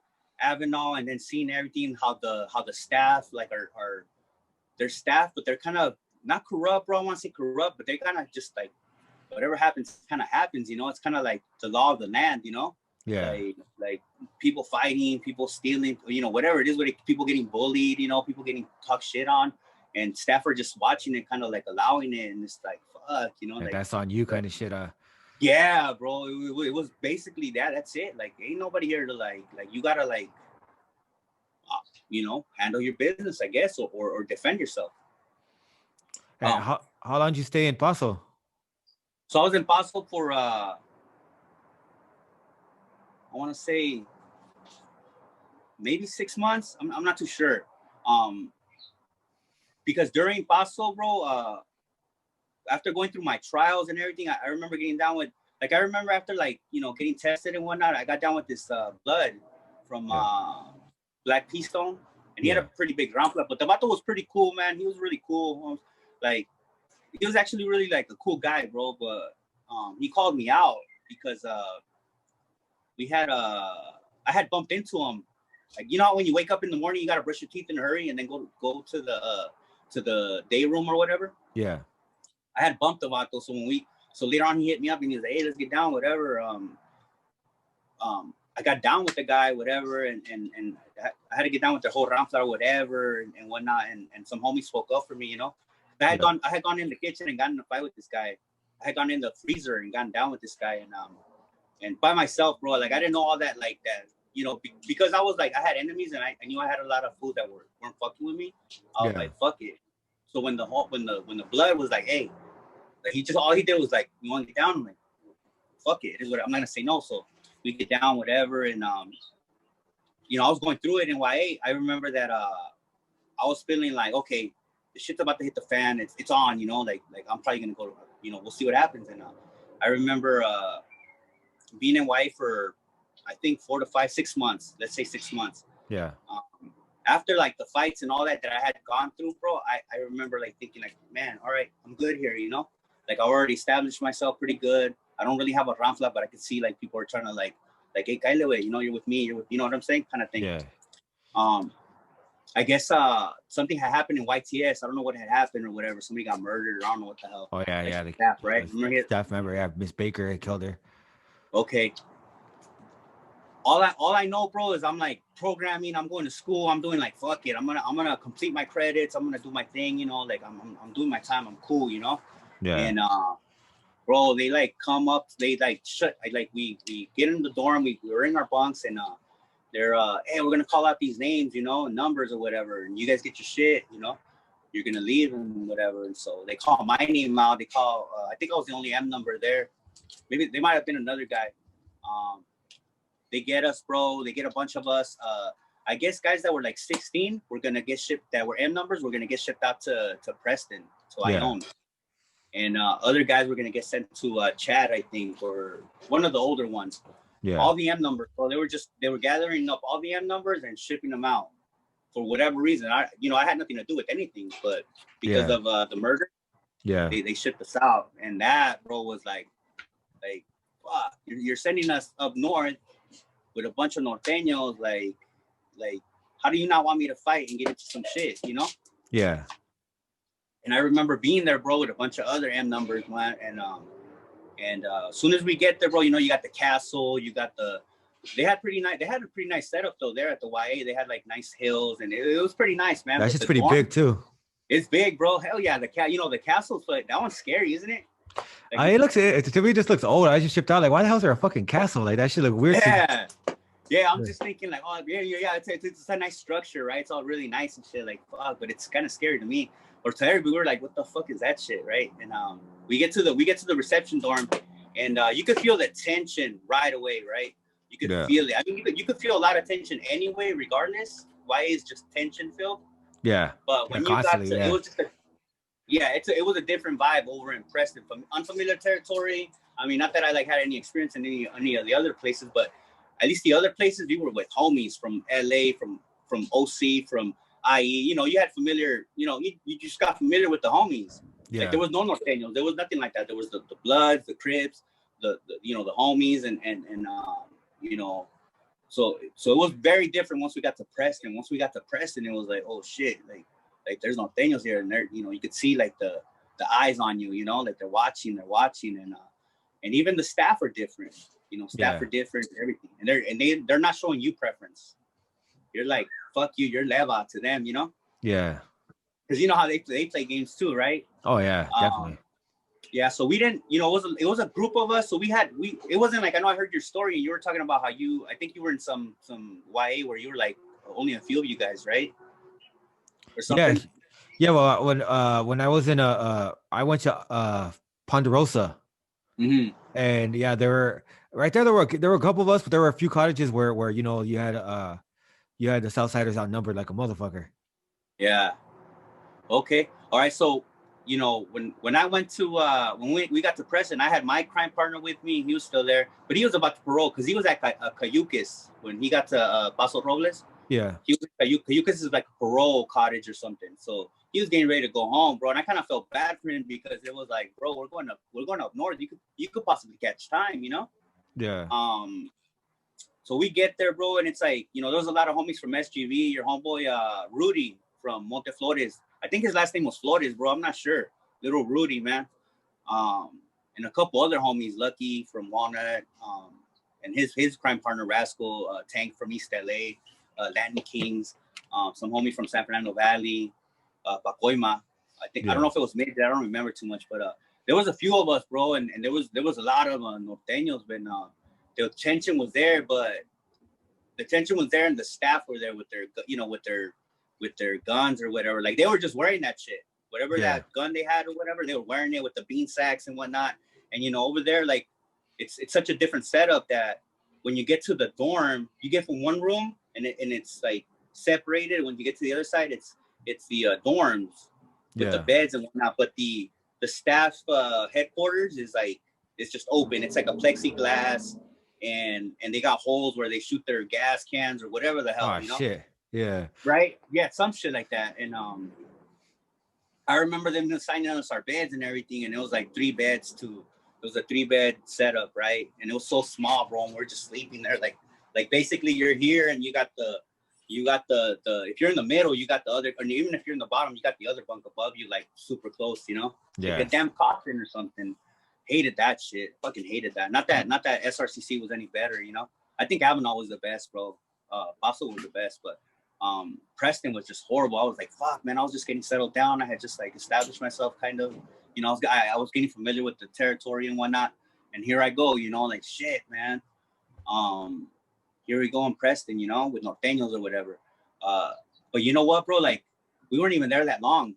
We weren't there that long at all. I don't know what exactly happened. Nothing like popped off or nothing, but it popped off with the staff that the homies were like, "Fuck you guys. We're tired of your shit. We're tired of you guys threatening us with fucking with prison or whatever. Like we're gonna catch time when we fuck around right here. So might as well, we're out. You know, fuck it. Send us to prison. You know." And I remember us like kind of having a meeting about it. Like, hey, Holmes, check it out. Who wants to go?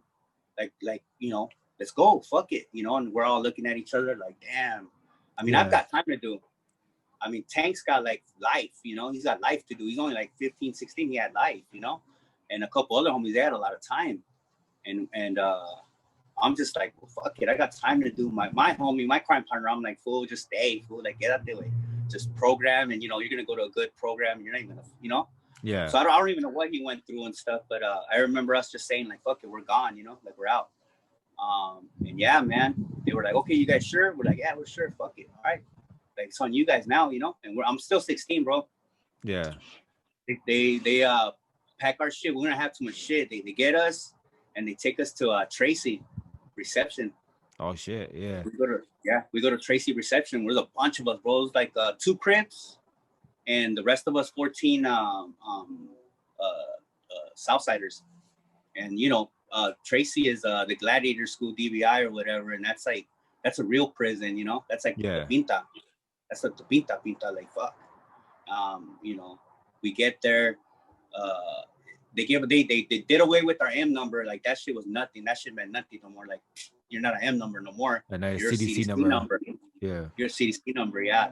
I had I guess my number started way back, bro, in '96 when I got tried. My number was K23571. That's a pretty old number. So I think they were on J's, K, or L or something. But yeah, I think they were even handing down M's by that time, M numbers or something, you know, after the K's. So we get to Tracy, bro. They take your picture. I remember, I think I was smiling or some shit, and I think the COs are like, what are you smiling about? You know, like, also young, you know what I mean? Like, I'm a kid, man. Like, I don't know. You're saying you're going to take my picture. I'm going to smile, you know? Fucking talk about a high school yearbook. You know, when you get to take your a picture for your yearbook, you know? Yeah. Yeah, and we're in our cell, bro. We're in our cell, a bunch of homies, you know, we're 14 of us, and they sent us over to, I don't know if it was E Wing or J Wing. At that time, all the Southsiders were on lockdown because of all the guerra or whatever was going on. Southsiders were like, hey, you guys aren't coming out for shit. It's 24/7 hours or whatever lockdown, however long it was. And I remember going through the process, bro, and getting our cells. And me and Travieso from Pomona, the ghetto clique. That's what it was called. He was a tagger too, bro. Or party crew. He went through the same shit like me, man. You know, same story. We end up in our cell, bro, and it was just like fuck, homie, like this is the pinta, you know, we're like on the second or third floor, and it's like fuck, homes, like we're here, dog, like fuck, you know, and we didn't really see norteños right there because when they brought us in, like, you know, it's like an old school jail, so it's like wings, and cells, you know, and it looked like a prison, but it's a real prison, you know. Being in our room, bro, I remember the back of the window in the cell, they had plexiglass, bro, and that shit was broken. It was broken, and you could literally take the glass out, and you could just sharpen it, bro. And if you wanted to take it out and do something with it, you could. Yeah. Which is crazy to me. I was like, what the fuck? Like, this is a weapon, huh? Like they don't give a fuck, you know? Oh, yeah. Throw a sock over it, make a handle with some fucking string and shit. You got yourself a little thing, I remember thinking to myself, like, if I have that here in my cell, like, these motherfuckers got, you know, they got their shit in their cell, you know? Yeah. So yeah, being there, you know, you do your reception. We were there for reception, so we were gonna be there for, I don't know, 30, 45 days or something until we saw our counselor and whatnot. And they were gonna, you know, let us know what was going on. I do remember when I was in there, bro, because we were on lockdown so much, and you would see the tier workers and whatnot. And then we did start seeing some norteños and stuff. And like, I don't think people really knew that we were there, that we were that young and that we were there yet. But I do remember that when they called me out to medical, and I had to walk down the halls and whatnot. You know, you get there, you hands behind your back and whatnot, and I'm remembering that they were like, hey, they popped my door, and I'm just like, they call my name, and I'm like, what the fuck? Like, I didn't know what to do, bro. You know, I'm so like young and shit. And I'm like, fuck, you know, like I'm in this, you know, in this fucking like this prison, dude. Like, okay. Yeah. I remember following the CO to or they gave me instructions on how to follow. You got to follow like these lines, and they basically let you know how to kind of walk or whatever. And or I'm not sure if there was an actual CO, but I do remember I remember being scared, dude. Like, man, am I gonna get rushed? Am I gonna get fucking shanked? Or, you know, what's gonna happen? You know, like, you know, like if we're on lockdown, there's war. Then if there's no Daniels out here, you know, we're fucked, or I'm fucked. But I do remember standing in line, bro, for some medical stuff, and I was the first one in line, man. I had a bunch of older men, bro, behind me, you know, in line. Yeah. How'd that feel? Bro, I was scared, bro. I was like, hey, wait, like, fuck, call me, like, I'm right here with everybody, you know, like with older inmates. And I remember the CO saying, all right, give me your name, your CDC number, and your age, right? And I'm like, all right, Rodriguez, Kate, you know, I give him my number, and I'm like 16. And somebody in the back was like, you know, they listened in, and they were like, what did he say? You know, like, what did he say? And then I repeated it louder, you know, like 16. And I remember and I remember the CO saying, like, you heard the man, you know, like real loud. And I was just like, fuck, homie, like the realization just like was there, like fuck, fool, you're little, you know, like, damn, like I honestly, I wanted to, you know, I wanted to do what I was doing in YA and what I was doing throughout my time and just kind of like keep it low key, you know, like be low key. But homie, it's like we stood out, you know, we're Southsiders in the Northern Reception Center prison, and we're little kids. We're 16. We're not of age. We're not adults, you know, we're 16 or whatever. And it's like, you know, damn, you know, it's crazy. I was like, oh shit. Anyway, I remember, going back to my cell, and I remember telling my cellmate, like, yeah, it's, you know, it's like this, it's like that. It's like, you know, we were so bored, but I remember even like fighting with him, you know, like we were fighting, we were getting down, bro. Like we were, bro, imagine we're young, right? Yeah. We're little kids. We're coming from YA. We have all this energy, bro. We're in the back of the windows, like talking to each other through the cells, and a lot of the homies were sex playing and banging on each other. Like, hey, so-and-so, hey, fuck your barrio. You know what I mean? Like fucking around with each other. And a lot of them were from Nellis, bro, actually. Yeah. So they were still morrillos, just wild, you know? Wild, bro.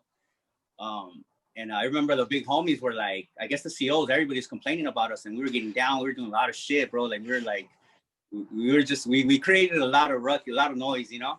Yeah. They called us over, bro. The homies, the older homies called us over to a meeting. They got us all out, bro, which was kind of cool because in a way it was like, at least we got to get out, you know? But we were fucking terrified, homie. We knew we fucked up. We were like, fuck, this is for us, you know? Like, this meeting's about us, you know? Like, and I do remember the older homies were like, fucking came down on us, like, hey, can't be acting like no fucking mocosos, you know? You gotta fucking, you know, you motherfuckers gotta act right and get right now, you know, because this is your last warning. We're not gonna give you no other warnings. Like, shut the fuck up, you know, like no disrespecting each other, like acting like fucking kids. None of that YA shit plays right here. No fighting with each other. No, basically no fun, homie. If anything, you know. Yeah. Like you can't have fun right here, you know. Which kind of sucked, bro, because then you know, we had norteños that were like on the other side, like dissing us and, you know, talking shit. And I remember the homie, we were like just kind of like, fuck you, you know, fuck you. But we were kind of like quiet now, you know, like we're just in our window, like, well, fuck you guys, you know, because we would feel like, you know, like, oh, we have to say something, you know. Yeah. I turned 17 in my cell, bro. I turned 17 right there. Damn. And where'd you end up going from there? So from there, I went to your homeboy Rudy from EMF, and Lucky from Westside Wana, and his homie Rascal, and some Indian homie, dog, actually, Rocky from Imperial Valley. He's from DarkSide too. His clique was DarkSide too, which is cool. We all went to Vacaville, CMF, California Medical Facility. Yeah. And we were level 2s except for Rudy. We were level 2s. And I don't know if you ever heard of Vacaville. Have you heard of it? Yeah. It's like kind of like where they have like a hospital kind of place, right? Like pills and shit like that. Huge hospital, bro. Huge hospital. Everybody goes there, and a lot of it. I remember riding in our bus, right? And our bus ride was pretty cool. It's scary as fuck, though. I'm not gonna try to glorify it. It was scary, but it was cool because we got to talk to other inmates that were kind of giving us a rundown about how the shit worked. Yeah. Right. And when they found out we were going to Vacaville, they were telling us, bro. They were telling my boy Lucky that we were going to a co-ed prison, and that there was girls at this prison. That there was straight women there. Yeah. Homie. Big ass prison, dog. Yard, fucking, you got guard towers, you got the, you know, all that, you know, scary as fuck. And you're just like, okay. And you see the women, right? Well, you're like, what the fuck? That's true? What? And they're laughing, you know. I remember this Tank from Sacktown, little white boy, a Peckerwood. Yeah. He's laughing, right? He's like, I could tell, like, what's up with this fool? He's like smiling or whatever. I'm like, nah, this is weird, whatever. Yeah. We get there, bro. We kind of find out that there's actual trannies or transvestites, bro, like men with tits. Yeah. You know, like with boobs, bro, like long hair. And this before they did all that that you had to cut your hair type stuff, you know. Yeah. Like they mandated that where you had to like have your mustache a certain way. I didn't even have a mustache. Crazy, you know, I was a little kid. Yeah. We get there, it was crazy experience, bro. I was like, what the fuck? Okay, we get to our yard. I was a level 2. Most of us were level 2s, and the level 2 was a maximum level 2. So when you're in a maximum level 2, you're under a gun. That's what that means. Yeah. But we were able to program with all of the yard, and the whole yard was level 3s, level 4s, lifers, all that, dog. Like we got the whole experience right there. Yeah. Norteños, we got to be right there around Norteños. We were in dorms with Norteños. We didn't fuck with each other. It wasn't a war. It was just kind of like you're over there, we're over here. They actually still had weights, dog. When I got there, they had the little. They were about to take them out too, though. They were about to like take them out. And I remember thinking, like, man, I can't wait to get in the weights because I was little, dog. And even why I didn't get to use the weights too much, I wanted to get big. I was like, fuck, I got to get big because, well, fuck, I want to get big. They had punching bags. I mean, they even had store at the prison, bro. They have a lot of luxuries, man. Like, they have a lot of stuff that the YAs don't, Yeah. But, but it was no prison for no kids, bro. Like, it was no prison for no kids. They weren't prepared for us, They really weren't, yeah, like that was a crazy experience, man. Seeing the counselors too, you know what? And all the COs and all the counselors and all the homies, bro, were so surprised that we were so young. Yeah. That we were so young and that we were there. They were just like, what the fuck? Like how the fuck did you get here? Yeah. Especially and me, bro, like I'm from Santana. I'm from a tagging crew, that's turned gang, but really don't got no homies up in upstate. Imagine me getting hit up. I mean, you're from Flores, dog. You got homies for days. Everybody knows your barrio, Yeah. My barrio is unknown. My barrio is just unknown. And I remember me getting hit up and I was getting sent to the OC card, like, hey, look, your homies over there. And I remember homies from Santana or, Anaheim, whatever, were like, hey, what's up, homie? What's your name? Oh, mucho gusto. You gotta speak differently with the homies. You can't you can't mouth off. It's like there's etiquette. Prison etiquette that you gotta follow, and you pick up on that stuff. But I wasn't like a loudmouth type of vato. Like I had manners. So I knew how to speak with them and shit. How to like converse and shit. And I remember the homies were like, hey, where are you from? Santana, and I would kind of like leave it at the end, where I was going to say where I was from, right? And I was like, yeah, Santana, Crow. What do they call you? Crow. What hood, homie? What hood? Yeah. Where are you from? And I was like, oh, DarkSide Santana, DarkSide Santana. What's that? And I'd always like, that was like my speech was like, well, we were taggers, homie. We're a new gang. Nobody knows us, Yeah. And, it was a trip, man. A fucking trip, man. I was like, How long did you end up staying there? So I stayed at Vacaville for I want to say 6 months. 6 months because there's a thing called the hardship. Yeah. Or something like that. And because I was so far away, Vacaville's over there at Vallejo or something, up north and whatnot. And my counselors were real cool with me. Miss Rodriguez, she was like a real nice lady, bro. She was a white lady married to a Raza, I guess. And she was real nice, man. She was really concerned, like, hey, you want to call your parents? Go ahead and call them from here. Don't even trip. Like, it was real cool. Yeah. Because I was a kid, man. I was a little kid, and they would always say, like, oh, I got kids your age. Like, what the fuck are you doing here? Damn. Like, you're in prison. Yeah. Even like, what's funny, bro? Before I tell you that before I left, I was going to canteen, right? I went to canteen twice, I think. And and canteen is when you go to the store, right? I was a third draw. Like they do it so every month you go to canteen, but you get like certain inmates based on your number, you get to go to canteen based on your number. Yeah. So I was like the last draw. And I remember buying tobacco. And I'm only 17, bro. 16 or 17. And I'm buying tobacco. Twice I bought tobacco. I bought the Bugler, right? And I didn't smoke. I only bought it because I already knew like that was a good hustle. Like I would just roll my shit up and I'd roll up cigars or whatever. I give little baggies of tobacco to like, to get my little shit or whatever. But I remember, bro, that I've saved my receipts too. I remember saving them and shit for the longest. But the third time or the next, the one time that I went again, when I went back, bro, they had me and the homies' pictures up on the wall forbidding forbidding them homes from selling us tobacco, dog, because you can't sell to minors. Yeah. The fucking audacity, homie. I wonder how they figured that out though, like because obviously they didn't pick up on it the first. You know what I mean? Somebody had to say something. Somebody must have realized, like, wait a minute, aren't those guys kids?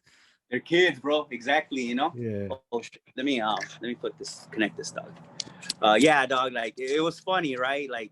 But, I remember even, like, not trying to make a fuss out of it because I didn't want to have tobacco taken away from the homies. So I was like, you know what? I can't make an issue or shoot it out to a lawyer or nothing to like sue these fuckers, you know? Yeah. Because because I'm already thinking like, fuck it, you know, I'm gonna get these fools back and shit. Fuck them, you know, like they put me in prison, like they're selling me tobacco. Fuck them, you know, like. Yeah. But I remember thinking like also like, wait, you know what? If I do something, they're gonna like take tobacco away from the homies, and I don't want to cause the homies here, you know, in the Pinta to like lose their fucking tobacco privileges, you know, because my ass, you know, I don't know, it was weird, right? And you know what? Luckily, bro, being in Vacaville, I do want to think that nothing ever really went down. There was like close rayetas that were gonna happen, but nothing ever really went down. Like you had to put your boots on and all that shit. Like you had to work out. Like there was rutina and there was like all this shit set up. All the homies like they had a pretty good order, you know, of things. You know, like hey, Yeah, you gotta work out. You gotta do this. You gotta do that. Hey, you know, and they told me basically, hey, this isn't a prison that you want to stay at. Like you wanna kind of, you know, you want to get out of here. And I was like, okay, fuck it. I put in for a hardship. 6 or 7 months later, they shipped me out to CMC West, which is the 2-yard. Yeah. And I went out there. And we stopped by San Quentin, man. We stopped by San Quentin. You know, we're all locked down in that bus, shackled down and stuff. We're going through long ass bridges or whatever. That was pretty scary going through the bridge, you know, in the bus, because I remember thinking that, damn, bro, like what if an earthquake pops off, you know? Like you know what sucks about being on those buses too is when they have other trips like that, because you know you're not at your stop, and then you're like, fuck, man, it's like damn, it's like fuck, we still gotta go. Yup. Fuck yeah, dude. I remember like sitting there waiting for people to leave, and a lot of people actually left, but a lot of people got on too, you know? Oh yeah, because they do that roll call, they call you out, and then fucking you gotta come up or whoever it is, and then you're just waiting there like this isn't my stop, so you're just sitting there. You're just like fuck while they do all that shit, and then sometimes it takes a while too, because you're like, what the fuck's taking them so long? Bro, and those seats hurt, man. They're not comfortable at all. You know, you're just sitting there kind of like, and you know, I think I had a dude next to me or something, and it's like you don't want to be like all fucking comfortable. You know what I mean? You can't, bro. So you just kind of like, fuck it. You know, it is what it is. Like, I don't even remember how the position was no more, you know? But it sucked, man. It fucking sucked. It's like, wow, that shit sucks. Vale verga. But yeah, I went to CMC. I went to CMC West, and CMC West was fucking cool, bro. That place was like big ass. Like, you know, San Luis Obispo is like nice weather, man. It's like next to Paso kind of, but it's more on the coast. Yeah. So you get that breeze and shit. So if it's summer, it's like it's good breeze. And then they had soccer fields. They had and they had all that at Vacaville too, you know. But since Vacaville was a norteño, sureño, it's like you had to kind of watch how you know the things that you did kind of. Yeah. But we played a lot of handball. You know, handball's like our thing. You know, in Santana, I played a lot of handball, so I was already playing that shit. And I remember playing handball over there in Vacaville, and that was pretty cool. You know, the experience of like me not having any older homies and not even knowing nothing about the gang life or nothing like that. Yeah. You meet a lot of older vatos that are like in that shit, you know, like the whole American Me, you know, like the prison scene and all that. Yeah. And it's like, oh shit, like this shit's in like it's right here, dog. Like this is it, you know? Yeah. But you know, again, because we were so young, dog, we got a lot of love, you know, we got a lot of love. I do remember Norteños tripping, but nothing ever popped off, you know? Yeah. I did get into some shit though, but when I did go to CMC West, I was able to program. I was with my car, my ground fly, you know, the OC and whatnot. And I kicked it with all the homies and whatnot, and the homies from LA, everybody, you know. By that time, bro, I had already done so much time. I don't even think I was calling my parents anymore. I wasn't in the stress box no more. I was writing letters or whatever, you know, do my little thing, write whoever I had to correspond with, but by that time, bro, I was already like kind of like at peace with like, hey, you know what? I'm just gonna focus on me now, you know, I'm here. Yeah. Instead of like stressing over anything, you know, because I mean, I still had a while to go. I think that might have been like 97, 98. And I was at CMC. I was at CMC a good little while, bro, until you know, I was playing pinochle. I was playing spades. I was learning a lot. I was already like you know, I was holding it down for myself, and I would hang out around a lot of woods too. You know, there's a lot of woods there and stuff. And I was still 17, and I remember this one time, bro. This younger white boy was like a prankster kind of, and I was cool with him and his homies. And one of his homies was gonna parole, man, the next day, right? And the homie wanted to play a trick on homeboy before he left, kind of like prank his older homie, right? Yeah. And I kind of went along with it, bro. And me and the white boy, we threw water on homeboy while he's sleeping. Oh shit. And yeah, stupid, right? Talk about, bro. I was little, so I was just, fuck. I remember dousing water on homeboy or assisting homeboy. I forget if I threw it or he threw it. I forgot how it went down, but or we both threw it. But I remember running back to our bed, right? We were across from him and fucking, like laughing right to each other. And homeboy didn't appreciate that, dog. He didn't care that he was paroling the next day, and he's fucking the homie. He's like 38 or 37. I forget what it was. He starts fucking like capping off, like, hey, whoever did this to me, fuck you. I'm on parole tomorrow. Fuck your mom. Fuck your hood. Fuck whatever you represent, motherfucker. And if you're laughing tomorrow, making fun of me and shit, I hope everybody knows how much of a bitch you are. Yeah. I remember, bro, looking over at my neighbor at homeboy, and he was scared as fuck. He was like, fuck, I fucked up. And I'm over here thinking like, fuck, I better say something, Yeah. I fucking remember putting on my boots one at a time, slowly, kind of. And homeboy sees me, right? He's like, "What's up, Crow?" From across. And I'm like, it's a dorm, bro. So it's like, and it's nighttime, and it's like dark, and I'm just like, "Hey, what's up?" I say his name and stuff, and he's like, and I'm putting on my next shoe, right, on my foot, on my last foot. And before I knew it, bro, he rushed me, man. He starts, getting on me, boom, boom, boom, fucking has me in a headlock, bro. I don't know what I did, man. We started like kind of chunking them, and I pushed him off, bro. I pushed him off into my locker, and I start beating on him, giving it to him. Boom, boom, boom, boom. By that time, I mean, I've been doing push-ups, burpees, pull-ups, dips. I've been working out, I've been doing my thing. So I got a little power in me, and I'm cracking them. You hear the alarm going off, woo, yard down, whatever. You hear that shit going off, and I'm fucking cracking this guy. Lights go on, bro. I knocked him down, and COs come in, they gaffle me up. They take us to what is the headquarters, or and that was kind of scary right there, man, because I was like, fuck, here I go, I'm going to the hole, Yeah. like or like not like no shoe or nothing like that, just the whole disciplinary shit, and which I knew already the difference in a way, because I wasn't involved in like nothing like heavy like that, I wasn't no leader or nothing like that. I'm too young. And I remember going, bro, and I remember that was a crazy experience right there, because I had a night captain. She was female, and she was just like reading my report and like, "You're 17, like what are you doing here? Like, what are you doing here?" And I'm like, "Oh, just doing my time, Yeah. And I'm just sitting there, bro, and I'm like, I'm like sitting like this, probably like handcuffed or something, or hands behind my back or something. And I'm just like, I'm just doing my time, whatever. And she's like, "Well, where's your mom?" She tells me that. She's like, "Where's your mom?" Bro, like, I couldn't even, like, I'll fucking know. Well, not even just that, dog. Like I'm like, I don't know. I don't know. But when she said that to me, it kind of hit me, bro. Like it hit me like I miss my mom. I haven't been thinking about that shit. Yeah. So when she tells me that, I'm like crying, dude, balling up, I'm like in front of her, because she's a woman. I'm not looking at her like I'm not trying to be tough or nothing, but she got me, and I'm crying and shit, and she's like, "Man, I have a kid your age, like, what are you doing here?" And blah, blah. And I'm like, "I'm just trying to get out now." Like, I kind of like opened up a little bit. I'm like, I just want to get out. Like, I just want to get out. I mean, I'm just doing my time, Yeah. Yeah, it was crazy, man.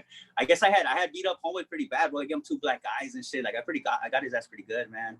And we both went to lockup, man. I remember him telling me, like, "Bro, tell him you did it. Tell him you rushed me and that." And I'm like, "Man, fuck you, dude. Like, fuck you. Do your time, bitch. Like, like, yeah.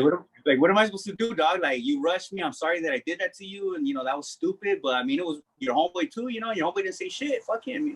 Like, Yeah. Like, that's what they real quiet. He didn't do nothing. I had to speak up, because I felt like, yeah, he's right, dog. The next day, when the homies find out that this happened, and I didn't, I'm like, I got to do the right thing, fuck it. I had to let him know, like, it was me, bro. Like, fuck it. He tried to fuck me up. It didn't go his way, but I don't even know if he didn't parole the next day, so he stayed there, and then he might have paroled after, But I remember, it's funny. I remember being in CMC, and they took us to another yard. I think the level 3, level 4 yard.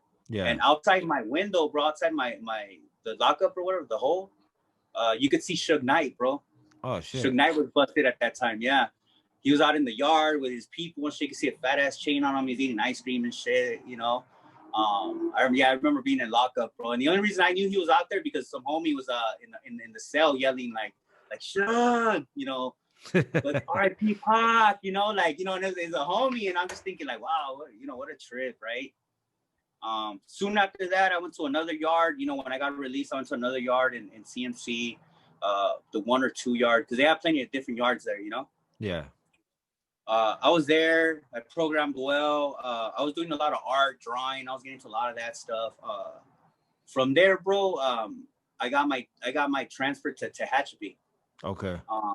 Tehachapi level 2, a 2 yard, and that was closer to home because I don't believe I was getting visits in San Luis either. You know, like I wasn't getting no visits really. You know, and I was just like, fuck it, it is what it is. I'd call my family every now and then, write to them or something. You know, and just tell them I was good. You know, grandma was a big thing for me too. Grandma would always give me good advice.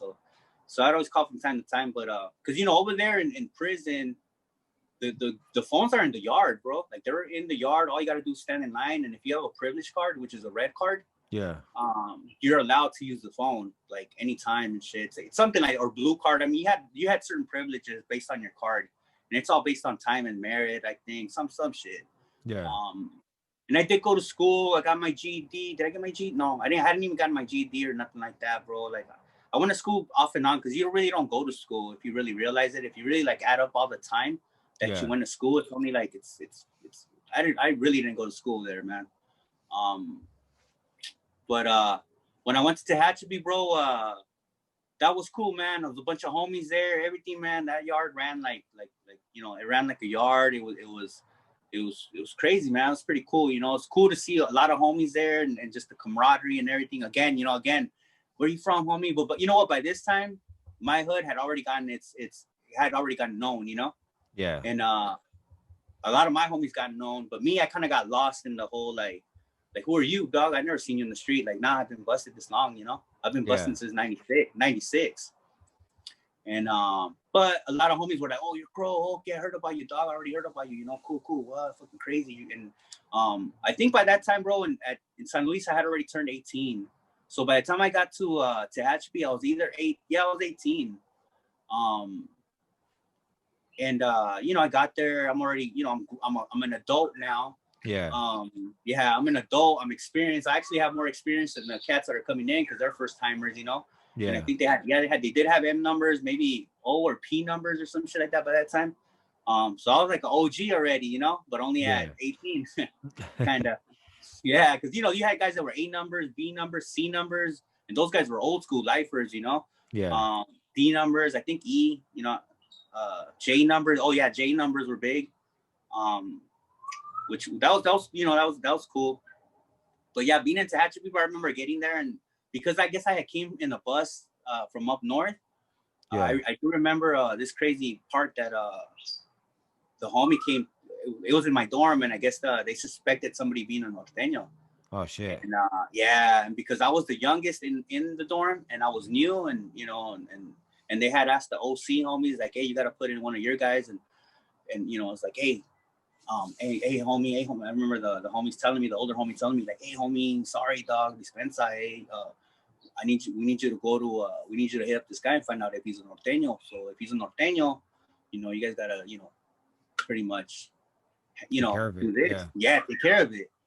And I'm just, bro, talk about like feeling like the like all the emotions in your stuff, you know what I mean? Like everything. You're just kind of like, okay. Well, you're gonna go with the home. They pair me up with this homie, dog. He was a white boy homie, and he was from up north, Lompoc, something like that. Yeah. And I remember not having trust for homeboy, dog. I was like, you're sending me with him, like with this vato? Fuck, I'm gonna get snitched on, you know? Like that's how I felt. I was like, man, I don't know, man. Like I don't know if I trust this guy. Like fuck it. Well, who's got what? You know? Oh, he's got everything. You just follow him and you back him up. You know? I'm like, okay, fuck it. He knows what he's doing. All right, fuck it. I'm gonna go with homeboy now. Luckily, bro, I remember always like praying, you know what I mean? Like inside me, like, man, you know what? Ojalá, like hopefully nothing like, you know, fuck, hopefully like God, you know, help me out on this one. Like, fuck it. And I Yeah. remember running through, bro. I remember running through, and we take homeboy's clothes off, and we're checking him, and we're like, all right, check his paperwork. Let's see where he's at. And he ended up being a regular dude, no nothing. He was just caught up. And Yeah. I remember the homie, he was from Lompoc, like looking at me like, we're good, dog, no trip. I'm like, relief, like fuck Yeah. yeah, thank God, man, goddamn, fuck yeah. Go back to my dorm, my cell, whatever, and that was a crazy experience for me. And there was a lot of fighting. There was a lot of stuff. I got called to do a couple things. Like, hey homie, you gotta do this. Hey homie, you're the younger one. I remember when I finally turned 19 and I started seeing like more younger guys. I was like, oh cool, I'm not the young one. Yeah. Like, Finally. yeah, dog. I was like, oh man, finally. And by that time I was already kind of like seasoned. I was like, okay. I worked at PIA. I don't know. PIA is a prison industry something. Yeah. Um, yeah, I remember working for them, sewing pants and stuff. And one of your home, we had a lot of homies and stuff. But I don't know if you know Nene. Do you know Nene? I know little Nene. I think that's his big brother. But Little Nene. No, it's little Nene. oh yeah, he's about my age. How old are you? 37. Nah, he was older than me. So Okay, that's gotta nah. be. That's gotta be. Yeah, I'm 40 right now. He was older than I was. So I'm assuming Big Nene. Okay. Um, he was there, and I used to work PIA with him. Cool ass dude, man. Shout out to him. I hope he's doing well. Not much love. Yeah. Well, you know what? I was in dorm 2, dog. Trip out on this. I was in dorm 2 of Tehachapi level or yard 2 yard. Dorm 2, and dorm 2 was an interesting dorm. It had a lot of JCats. The term, right? Yeah. A lot of the JCat. He's 5150. Like they take meds and shit, and so it's kind of an interesting dorm. But I ended up getting a bottom bunk after a while because I had been there so long. And my bunkie, I remember him leaving, and there was this bus that came in. There was this homie from Long Beach locals that rolled up, big ass homie, big ass homie, dog. Homie had fucking, you could tell he was a fucking gangster, And I Yeah. was like, oh, big ass homie, dog, fucking guns and shit. And I'm thinking like, fuck, homie. And I remember seeing the cat and thinking to myself like, man, please don't let that fool be my bunkie, please, like I hope Yeah. not, And he ends up being my bunkie, bro. And he's like, well, before being my bunkie, bro, right away, homeboy's like, hey, what's up with the bottom bunk, Like, Yeah. and I'm like, what? Like, I got up real quick, like, oh, fuck, I better get up and shit. Like, well, what's up with it, Like what's up, And he's like, and he just laughed at me, like, like gets up on his bunk and shit. And he was the homie Serio, Big Serio from Long Beach locals. And the homie Big Serio, dog, he came through. He was an artist, right? He drew, he tatted. Yeah. So he did tattoos in the dorm. Yeah. Me being the bottom bunk guy, he'd ask me from time to time, hey, like, let me use your, the first time he asked me, hey, let me use your bunk. And I'm like, all right, fuck it. Use the bunk, fuck it. Handle. And so he's tatting, bro, and I'm watching him, and I'm just like, oh shit, like that's cool, Like I had already gotten tats in prison, but I didn't get a lot of tats. Yeah. I wasn't a big fan of it, I got my mom's name, my grandma's name, and that was it. I had 3 thoughts before that, bro. I got 3 thoughts when I was like, before I got busted and shit. Yeah. So that was my experience with tattoos and stuff. And yeah, bro, like it was weird because the homie, he became a good friend of mine, and I actually picked up tattooing in there because of him. Like I learned how to make a machine, how to get my needles, how to get my ink. I did my own thing. So I started tattooing, and he was tattooing, and it was cool. Like he tattooed, bro, and he kind of had heat on him. So I would always take that opportunity. Like fuck it, he's got heat. I'm gonna go tattoo over here. We wouldn't even tattoo in our bunk because we had all our shit there, right? And I remember the Hudas, the SEALs, always like coming to him and like wanting to capture his ass all the time, bro. He'd always get caught. I would laugh at him like, whoa, you always get caught, like fucking not me. I'm tatting on the low, and I'll tat this little homie of mine, or I'll tat myself up, and it was cool because I'd always draw, and so Tehachapi was kind of more like not a playground, bro, but I mean, again, I was a little kid, dog. That was like my childhood, like, or that was me growing up, Yeah. And yeah, I met a lot of homies there, bro. I was tattooing in there, and yeah, finally it was the year 2000, bro. 2000. Damn. I paroled 20 years old, man. I turned 20 in there. Damn. I turned 20 years old. Fuck, 15 to 20. Did you have a plan? Like did you want to stay out, or how did that go? Yeah, I wanted to stay out. I had a plan, bro, and I got my GED. I was taking some college correspondence courses you Yeah. know, so I could get credit so that when I did get out, I'd go to college. And when my plan was to get into psychology or law enforcement or something, you know, something to do with like law, to help out, to, I don't know, because I had experience. Like, well, you know, I feel like everybody just because you go through that, you kind of like, that's the first thing you kind of Yeah. like look at, you know. And I had no other plans other than that. And when I did parole, I got out, bro. It was weird when I got out, man. I feel like I even got more depressed or anxiety. I feel like an outcast. I feel like I wasn't a part of that, you know. Like I'm not, like I don't belong out here. I got so used to being in there, you know, and like the programming and everything, and like the clothes that they give you, the food they give you, like everything, you know, like all that, like I experienced everything in there. Like I grew up there. Like that was a huge part of me. Yeah. And I didn't want to forget it, bro. I was like, I don't want to forget this. Fuck that. But I paroled, bro, and it was like my homies knew I paroled, and I mean, like, I didn't know nothing was really going. Well, I knew what was going on in the hood, but I really wouldn't ask because I was kind of like, fuck, you know, kind of forgotten. Like, I don't give a fuck. But I did, you know, I got my hood when I was in there. I got my hood. So I was kind of like, you know, like that was a part of me. Fuck it, you know. I got a couple tats, a couple more tats, and so like I knew that I wasn't gonna be able to hide that as being part of my life, you know. But I knew that I didn't want to like be involved in that no more. Like kind of like, all right, you know, kind of time to put it behind, but not, you know. Yeah. I do remember my mom being like happy to see me and whatnot, you know, when they picked me up and whatnot, and they were like, "Oh, you gotta get a job," you know, and I was like, "All right, I'm gonna get a job," you know, and fuck it, I'm gonna go to enroll in Santa Ana College, and you know, I tried to enroll in Santa Ana College. I did get a few classes, but man, homie, I think I got so used to like going to board and them signing me up for stuff, you know how they sign you up, like, yeah. I got so used to that, dog, that when I did go to these to apply for college, I couldn't do it for myself, and I still didn't have my mom or dad or nobody helping me. I was still on my own. It was like yeah, I was gone for so long, but you know, I still had to do shit on my own. I did not know how to do nothing on my own. Damn. Yeah, so I tried, and I couldn't stick it out. I couldn't turn in my homework. I couldn't finish assignments. Like I'm very good at like in-house, like doing it right then and there, and fucking, you know, and giving the answers and reading. Like I love reading. I love it. You know, like I love English literature. I love all that shit. But actually getting the work done and knowing what to do was kind of like foggy, bro. It's foggy for me. Like, what do I do, bro? What the fuck? Like, how do I approach this, right? And you know what? Even your POs, you go to your POs and they don't offer you anything, man. Because I asked, I was like, hey, you know, are there programs? And there was no programs offered to me, man. Damn. It was just more like, hey, you're on parole, and you know, good luck. Good luck, yeah. And come to your dates and check in and whatnot, you know. But yeah, I worked in a warehouse. That was pretty fun. My uncle hooked me up with that job. I went there. I got a car. And, you know, I was like, fuck it, I'm gonna get a car. You know, I was motivated. You know, I was like, fuck it, I'm motivated. I'm gonna get it. I'm gonna stay out. And I ended up working for my uncle in a construction job. I was like a burrero. I don't know if you heard. You know what that is? Like a fucking apprentice, bro. Like okay. Like they did stucco. Yeah, they did stucco, and I would get the mud ready for them, and I'd fucking have to take it to them. Man, that job was so hard, man.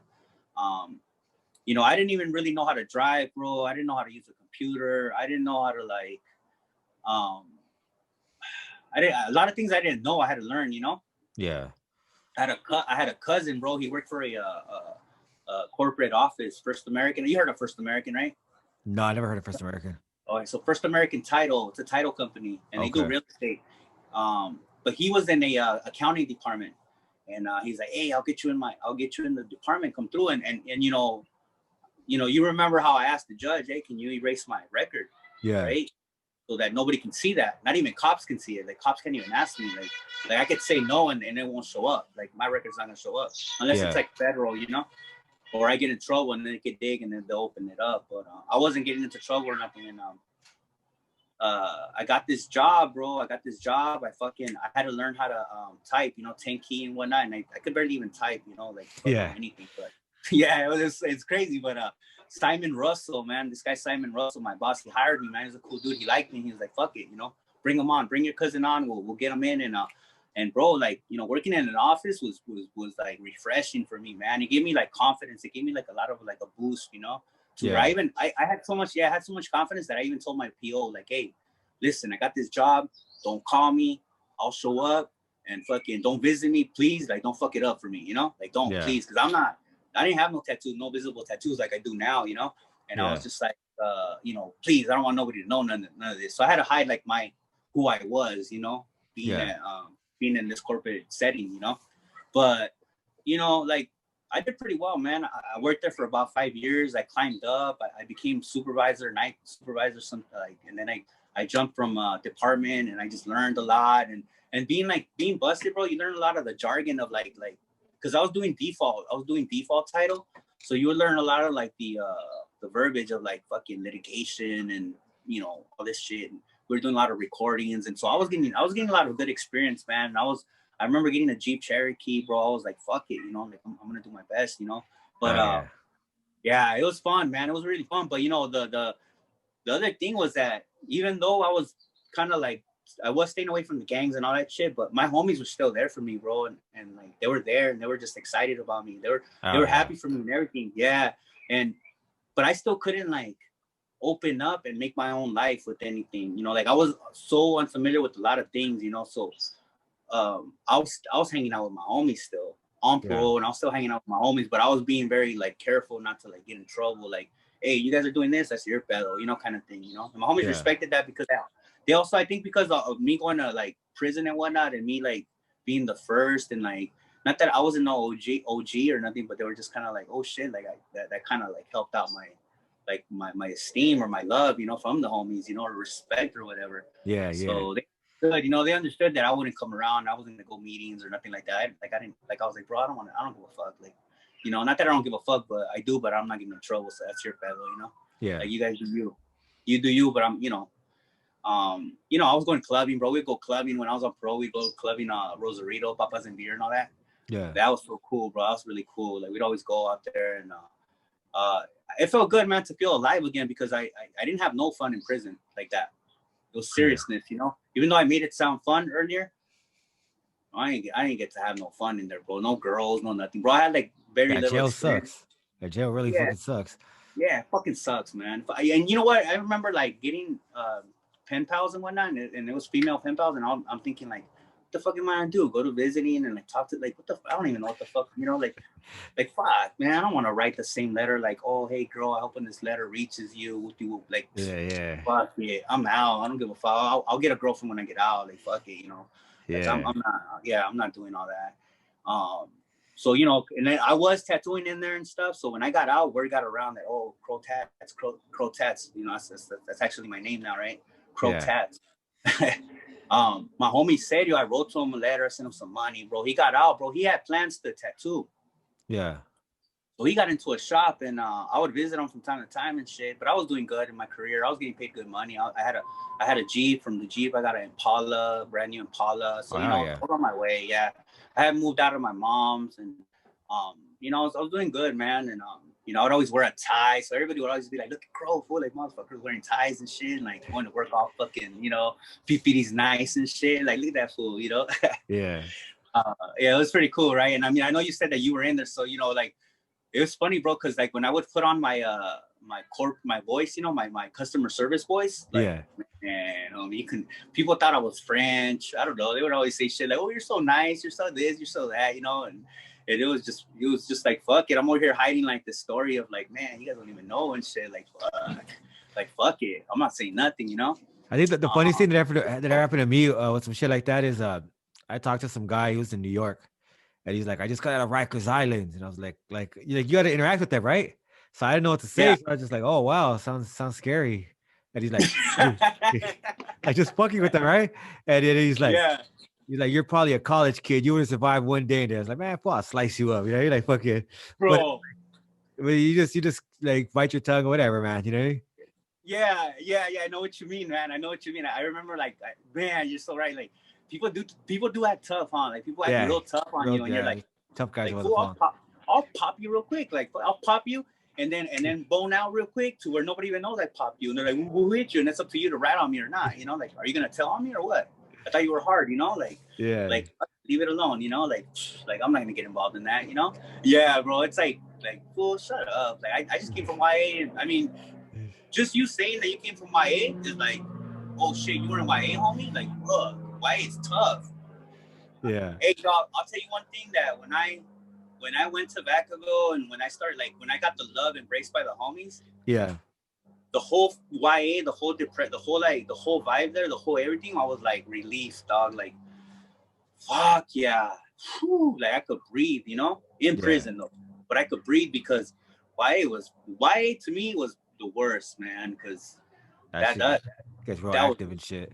yeah, dog. And then you know, imagine like trying to like be good and not get involved. It's like fuck, fool. Like that puts you at risk to like getting punked. Really, like, oh, you don't want to act crazy. Oh, it's on. You know, it's gonna come first. It's gonna come worse. You know, because you're trying to do good. You know. Yeah. And like homies are gonna let you do good. Like fuck no, you can't do good, fool. Like, but I'm lucky I didn't catch time in YA, man, and I'm lucky that when I was in prison, bro, I didn't catch time, and I just did my time. You know, actually, you know, even those fights and everything, like I paroled on time, man. I paroled in October. Oh, yeah. Yeah, dog. And so I stayed out. I was still hanging out with my homies. My last PO, actually is funny because he married into my homie's family, and I ended up going to a quinceañera or a bautizo or something. And I remember seeing my PO, bro, and he looked at me, and I'm like right there, like with the homies, like, hey, what's up, fool? What's going on, dog? All right, you know, like shooting the shit. Yeah. And then when I see my PO, I'm like, oh fuck! I go up to him like, oh hey man, what's up? Shake his hand. What are you doing here? And you know, I'm like, oh you know the fat. Oh fuck! I'm like, hey man, I'm not doing nothing. I'm just that's my homies and shit. Like, don't fucking like violate me and shit. You know? And he was like, don't, man, you're good, man. Like you're good. Don't fucking worry about it. And shout out to him. I forget the last name, man, but my memory's fucked up. But yeah, man. It's because I was doing so good and I behaved like a certain way, I guess. You know. It was like, okay, this guy's good. But I had to do my whole 3 years, man, because of my crime, I guess. They were scared that I was going to do more. I don't know. Because some people get to parole early. Like, they'll get off parole real early. Like after a year, they get off. Yeah. Yeah, and I was doing really good, dog. And, you know, I didn't go to college because, I mean, I didn't fit in. And working in the corporate field, like, I got all the experience I needed. I mean, I was training guys that were just getting out of college or universities, and I was teaching them. They didn't even know a lot of stuff that I knew. So I was like, man, I'm well off. But I ended up quitting that. Yeah, go ahead. I was gonna say, how did you end up getting into tattooing and shit? Okay, yeah. So in between, I wouldn't hang out a lot too much with my homies, but I would hang out with the local guys from the neighborhood. When I left, you know, when I was out there like fucking around and everything, there was a lot of kids that I was friends with that weren't involved in gangs, that wouldn't get into it, and I wouldn't even hang out with them back then because I was close to them, but I would always be like, nah, I don't want to get them involved. So, you know, because if they're around you, they could catch a bullet or, you know, they could get beat up or something. So I was always like, nah, fool, like, you know, especially their moms would tell them, hey, don't hang out with that kid, you know? Yeah. And so when I did get out, all those kids, all my brother's friends, all my little brother's friends, everybody was like, oh shit, Beto, they call me Beto. Hey, Beto, fuck, you're out, fool, what the fuck? So when they did find out I was tatting, I was like, fuck it, I'll tat them. And I was in contact with my homie, Sergio. And since my homeboy Sergio was like tattooing, I would go to fucking Northridge. He was out in the shop out in Northridge, and out there with some homie from Nangden. Rest in peace, Trippy, passed away. Yeah, and I got an opportunity to kind of like, you know, like I got welcomed in, like, all right, dog, like, you know, and I got taught, like the homie Sergio was teaching me, bro, and shout out to my homeboy Big Sergio. That's my homie right there, dog. We're real close. Yeah, you were real close. And like a brother, you know, like a big brother that I never had. And he put me on game, and he would always be on me like, hey, fool, you got to do this, you got to do that. Hey, fool, order your shit, order your products, order your machines. You got to get these machines, these tubes, this, that.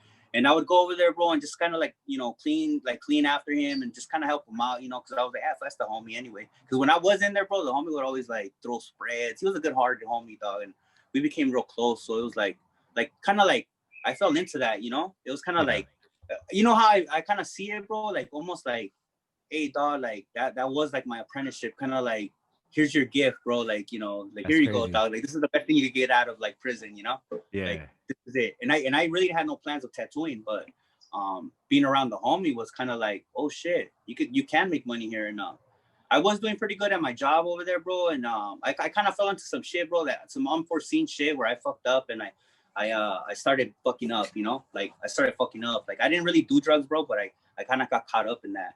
Yeah. You know, and it wasn't not by choice. I don't want to say by choice, but by chance, I guess. Yeah. And then I made a choice, you know, and I fucked up. You know, because you know what, at growing up and everything, I don't think nothing like ever really prepares you for life but life. You know, like Yeah. you're out in the street and life The really best like hits teacher. you.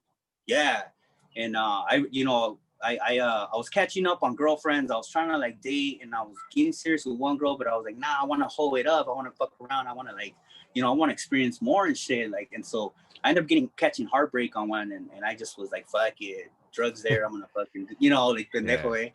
Yeah, so I quit the job, and you know what's fucked up, because I had a good rep there, and they were gonna hire me to be like a regional manager, Yeah. something like that, a regional manager. Yeah, bro, and that's good money, man. That was like up there, up in the 20, 25 to something. Damn. Yeah, it was good, man. I was like, and I was very ambitious, you know, just like when I was a kid, I was very ambitious, like just how they told, like how they talked about me in prison, how I mean not in prison but in court, how the DA was like saying that I was like fucking a menace, you know, Yeah. like it was like, I mean, I applied that same energy, but towards like, you know, work, you know, like trying to make something of myself. Um, but I quit that job and everything. And you know what? It was for the things happen for a reason, bro. It was for the better. I ended up focusing on tattooing and focusing on myself more, my own strengths. Like, how can I like do this without that? And I ended up getting out of that whole like drug thing.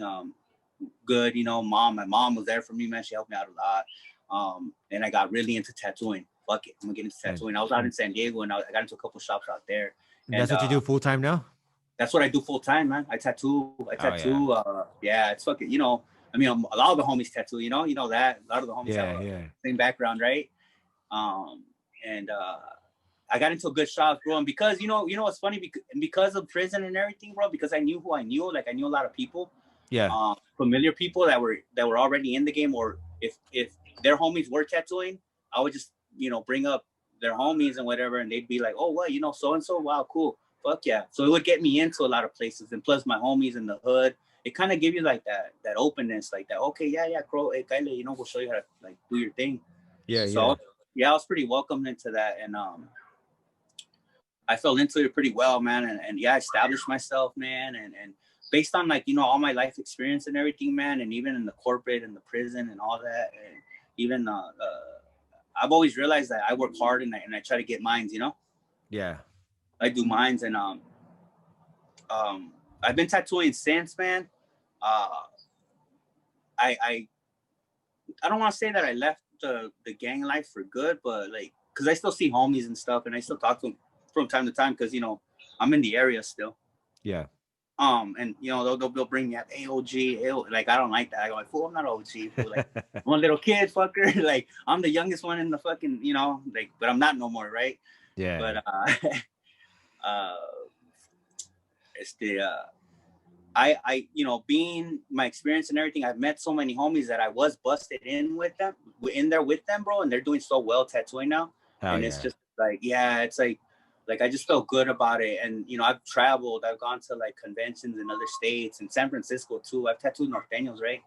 I've not tattooed everybody from everywhere, bro, and it's like I'm an adult now, and I know how to like separate myself from like any of that, and it's like I can make up my own mind, and like nobody can tell nobody's gonna tell me what I need to do type stuff. And Yeah. again, like I'm not about that life no more and stuff. And now I'm more about, I have kids now, and my little girls, bro, and it's like the joy that they bring me, and it's like something that I want to like pursue a lot more, like value Oh a lot yeah. more. That's what it's all Yeah, about.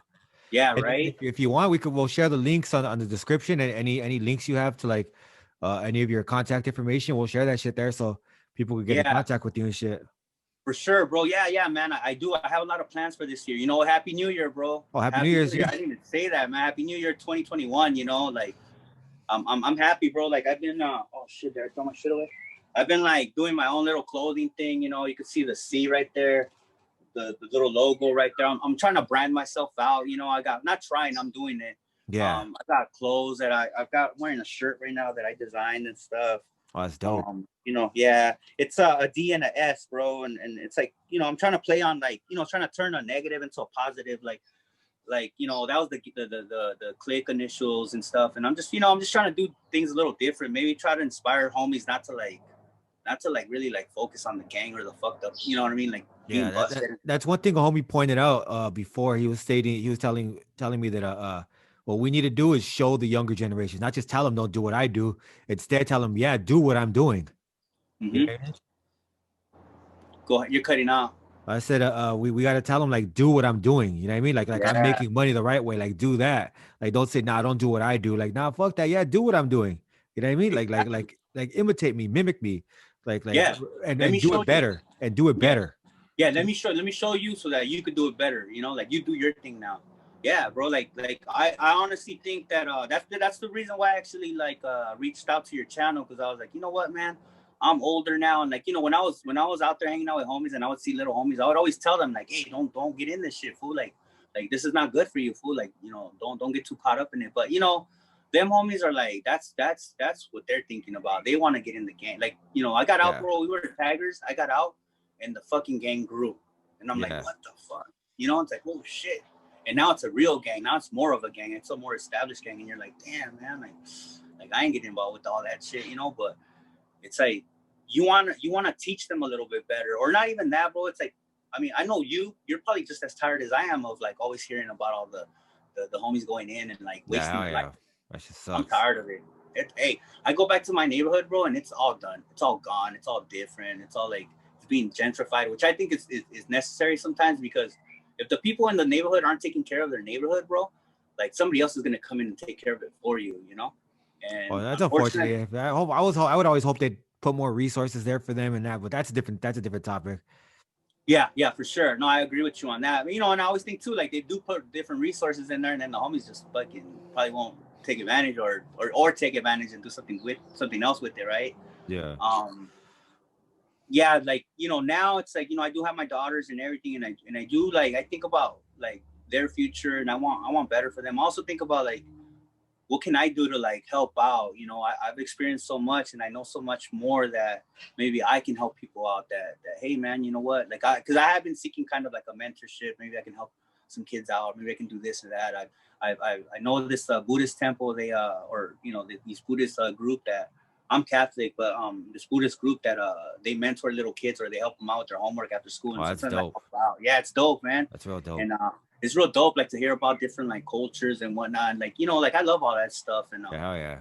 yeah, I try to be open to everybody. I don't judge nobody. I don't try to like none of that, because I, you know, like even in prison, bro, and even in YA and everything, dude, I saw everybody and like, you know, you see everybody, you get along, you just see that we're all different, but we're all the same in a way, you know. Yeah. And yeah, you know, we just come from different backgrounds. We look different, or just we speak differently, you know. But for the most part, bro, like a lot of us, you know, we need help. We need help. Like, we're not helpless.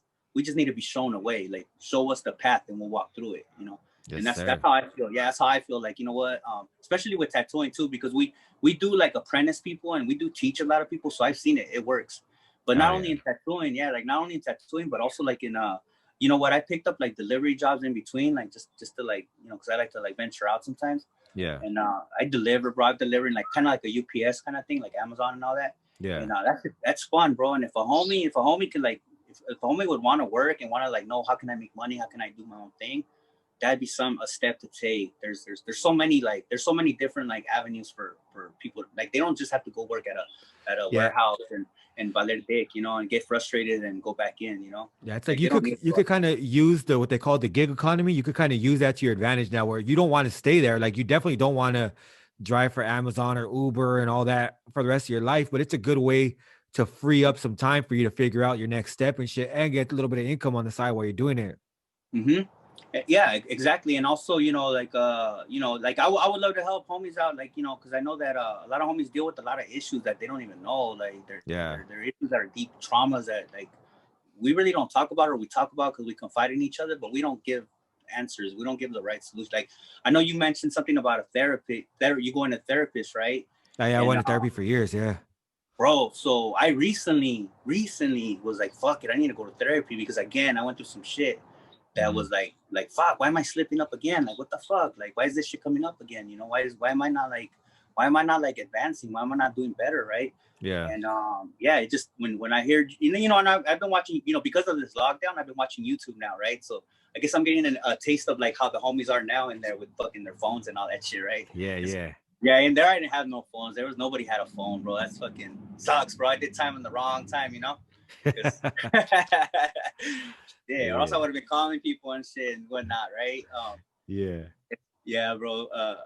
So it's like, I'm watching your YouTube channel, I'm watching yours and other people's, and I'm getting hip to the skip, right? And I'm just like, what can I do to help out? And so, my whole intent on like reaching out to you was to tell my story, and it pains me to tell my story because I feel real bad, like the homies that I heard, the people that I heard, and I'm gonna take this time to apologize to, just a broad apology to them. Like, I hope that they know that, like, I feel very bad, Yeah. that I participated in that shit, and so, if I ever seen them or whatever, and if they wanted to take it out on me, hey, they could, but regardless, bro, like if they wanted to fuck me up, I'll still want to apologize regardless, like Yeah. fuck it, I'll defend myself, but I'm not gonna, I'm gonna let them know, like, hey, dog, I still feel bad, bro, like fuck, that shit Yeah. sucked, for now, and also, like, I would like to also, like, help out homies, like, hey, bro, like if you're going through some sadness and shit, and like that sadness and that hate and that shit that you like hold in,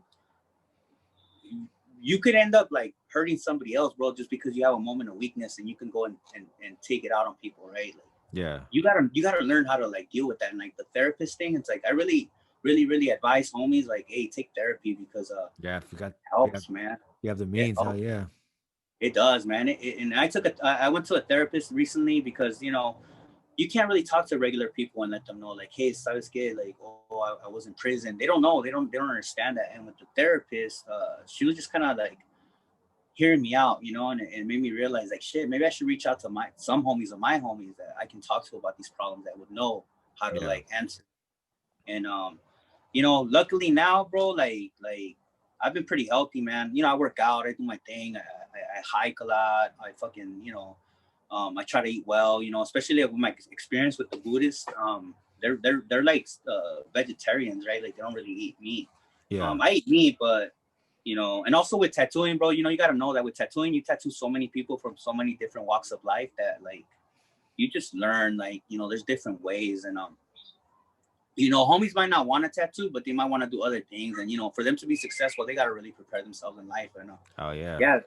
yeah, especially with kids. If you have kids, you have families playing in. Like, I'm not very good at like a lot of things, and I wish I Yeah. like knew how to cook like really well, and I wish I knew how to do a lot of things, but I don't. Have to learn as I go. And Well, that's what life's all about, dog. That's what life's all yeah, about. SOC, right? Yes, That's for sir. sure, right? And Yeah, man. before we wrap it up, is there anything else you wanted to say? Uh, well, I'm planning to do like a YouTube channel and Oh, everything. dope.